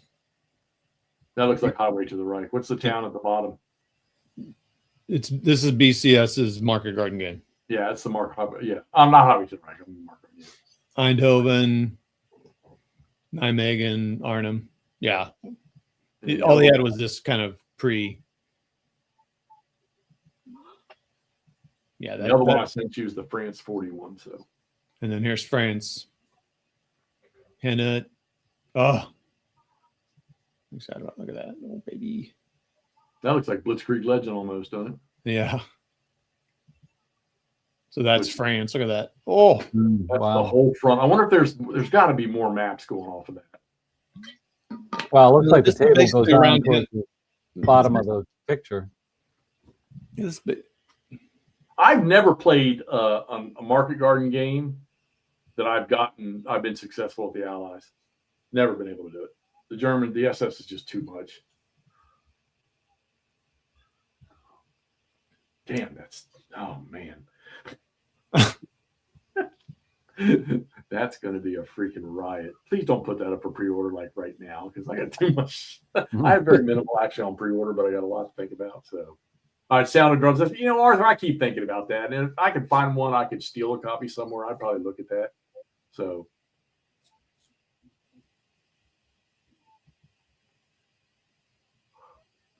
which tri-pack do you have in mind, Ray? Men of Iron? probably the Boar. Oh, yeah. Oh, probably any of them. Yeah. Nor that you got mine, right? Yeah, okay. If I play Boar, it'll be with Rich here. He's got it and he likes it, I think. So. I wasn't interested. I took a look at it, set it up, messed around. I was like, no, not me. It's like the Gringo. I tried to play one of the Gringo GBACW games. I did not like that at all. Did not like it at all. It was, I don't know why, but it was confusing for me. Yeah, the Mexicans are a little difficult to wrangle. Yeah, just wrap your mind around. Well, and the U.S. command structure at the time. Hope Ross is feeling better. He said he was feeling kind of ill. Yeah, I saw that. Ross is not. Well, guys, I mean, I hope this was at least somewhat useful tonight. I mean, like I said, I know we were just badgering around a little bit, little dog and pony stuff going on, but yep. It's a start. We're getting started, and I hope it did something for you all, and hope that the next time you see us doing any of this stuff live, we're actually pushing against each other, because I think that's going to flow lots. Or if any one of us shoots some individual video and goes there. Todd's notorious for good, quick shorts on stuff. Alan's good for playthroughs and discussing his playthroughs, and I'm good for blasting through a playthrough and just covering what happened. Yep. So you can get all three of them. You can get all three versions if you want. If we get all three of us doing it, and who knows what we might get now with McMurray? I think it was. I wish y'all could have been on Facebook last night when he started that up, Vassal, and I said, you know what? He said, what about the Avalon Hill game? I said, well, they're sure they got them. I know they do. Go see if you can find your Battle of the Bulge or something, because you already know those rules. You can play it. And he goes, oh. And then he got it. He loaded it, and he was still looking at the Vassal library. He goes, oh, no. We're going to play this one. And then, boom, he popped it up on the screen and started setting up all the pieces for Ward C or whatever it was. Whatever it was played.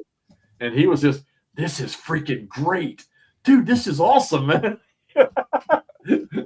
And he had it up on his big old TV screen hanging off the wall, and I was looking at his socks, of course, till I told him to share his screen.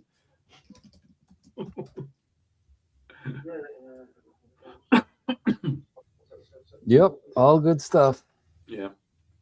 Well, and I think once we get into a little bit more of the simple rules and start feeling comfortable with them, and we can concentrate on the tactic, it's going to really flow at that point when we're not thinking about the actual combat and just doing that so everybody sees it, but getting a narrative going of what the battle is like.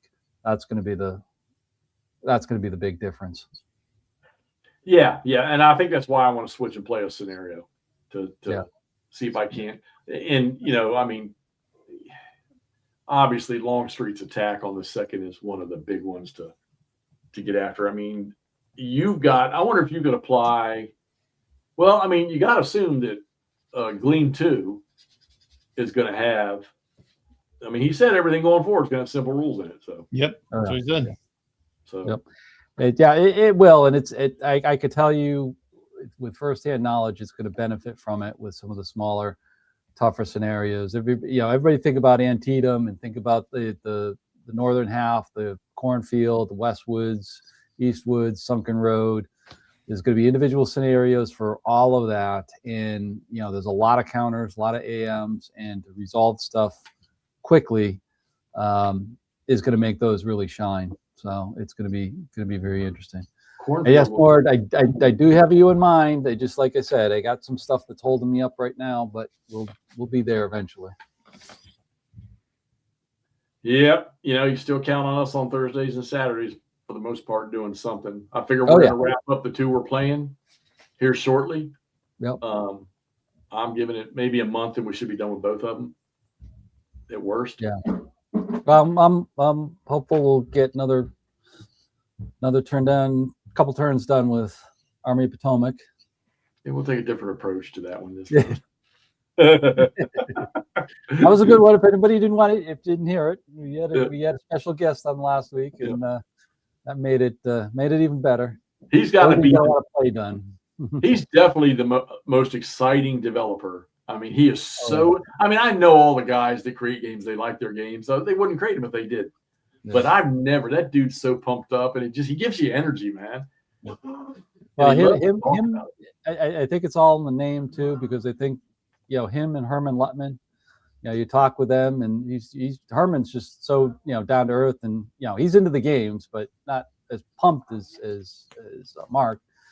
But definitely excited about it. So both of those guys are good developers, designers, I should say. Sorry.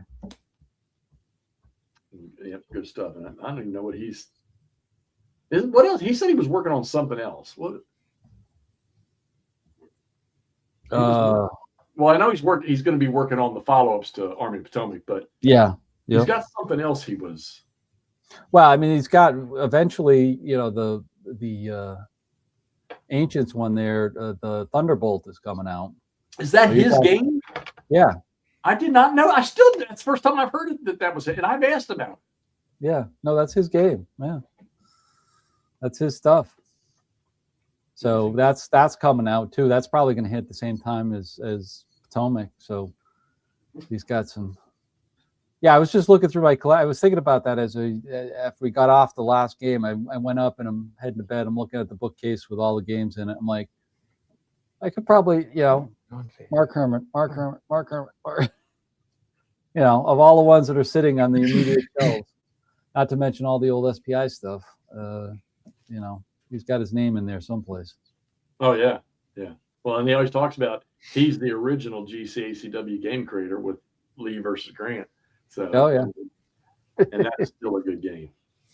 Yeah. I'll believe it when I see it, Nord. And when you say hitting your table, that better mean playing it, not just throwing it on your table.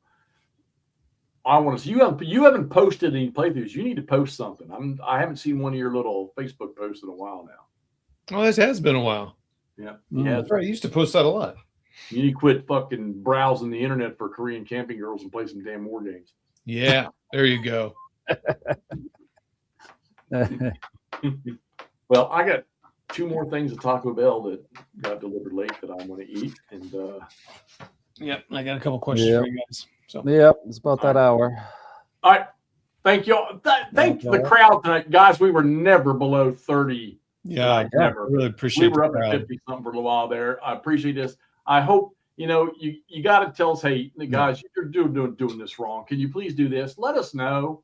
Yeah. You can. I mean, my email's posted on the YouTube page where you can email me if you want to send me something, and tips, tricks, negatives, positives, whatever.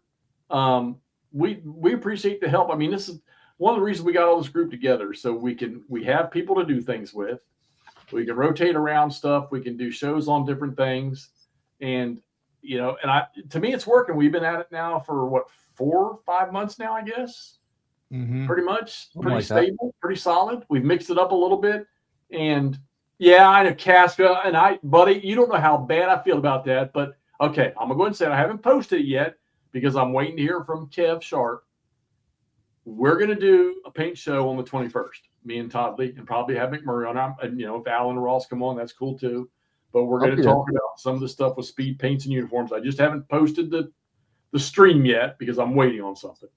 So, and as soon as I verify that, I'll put that up there.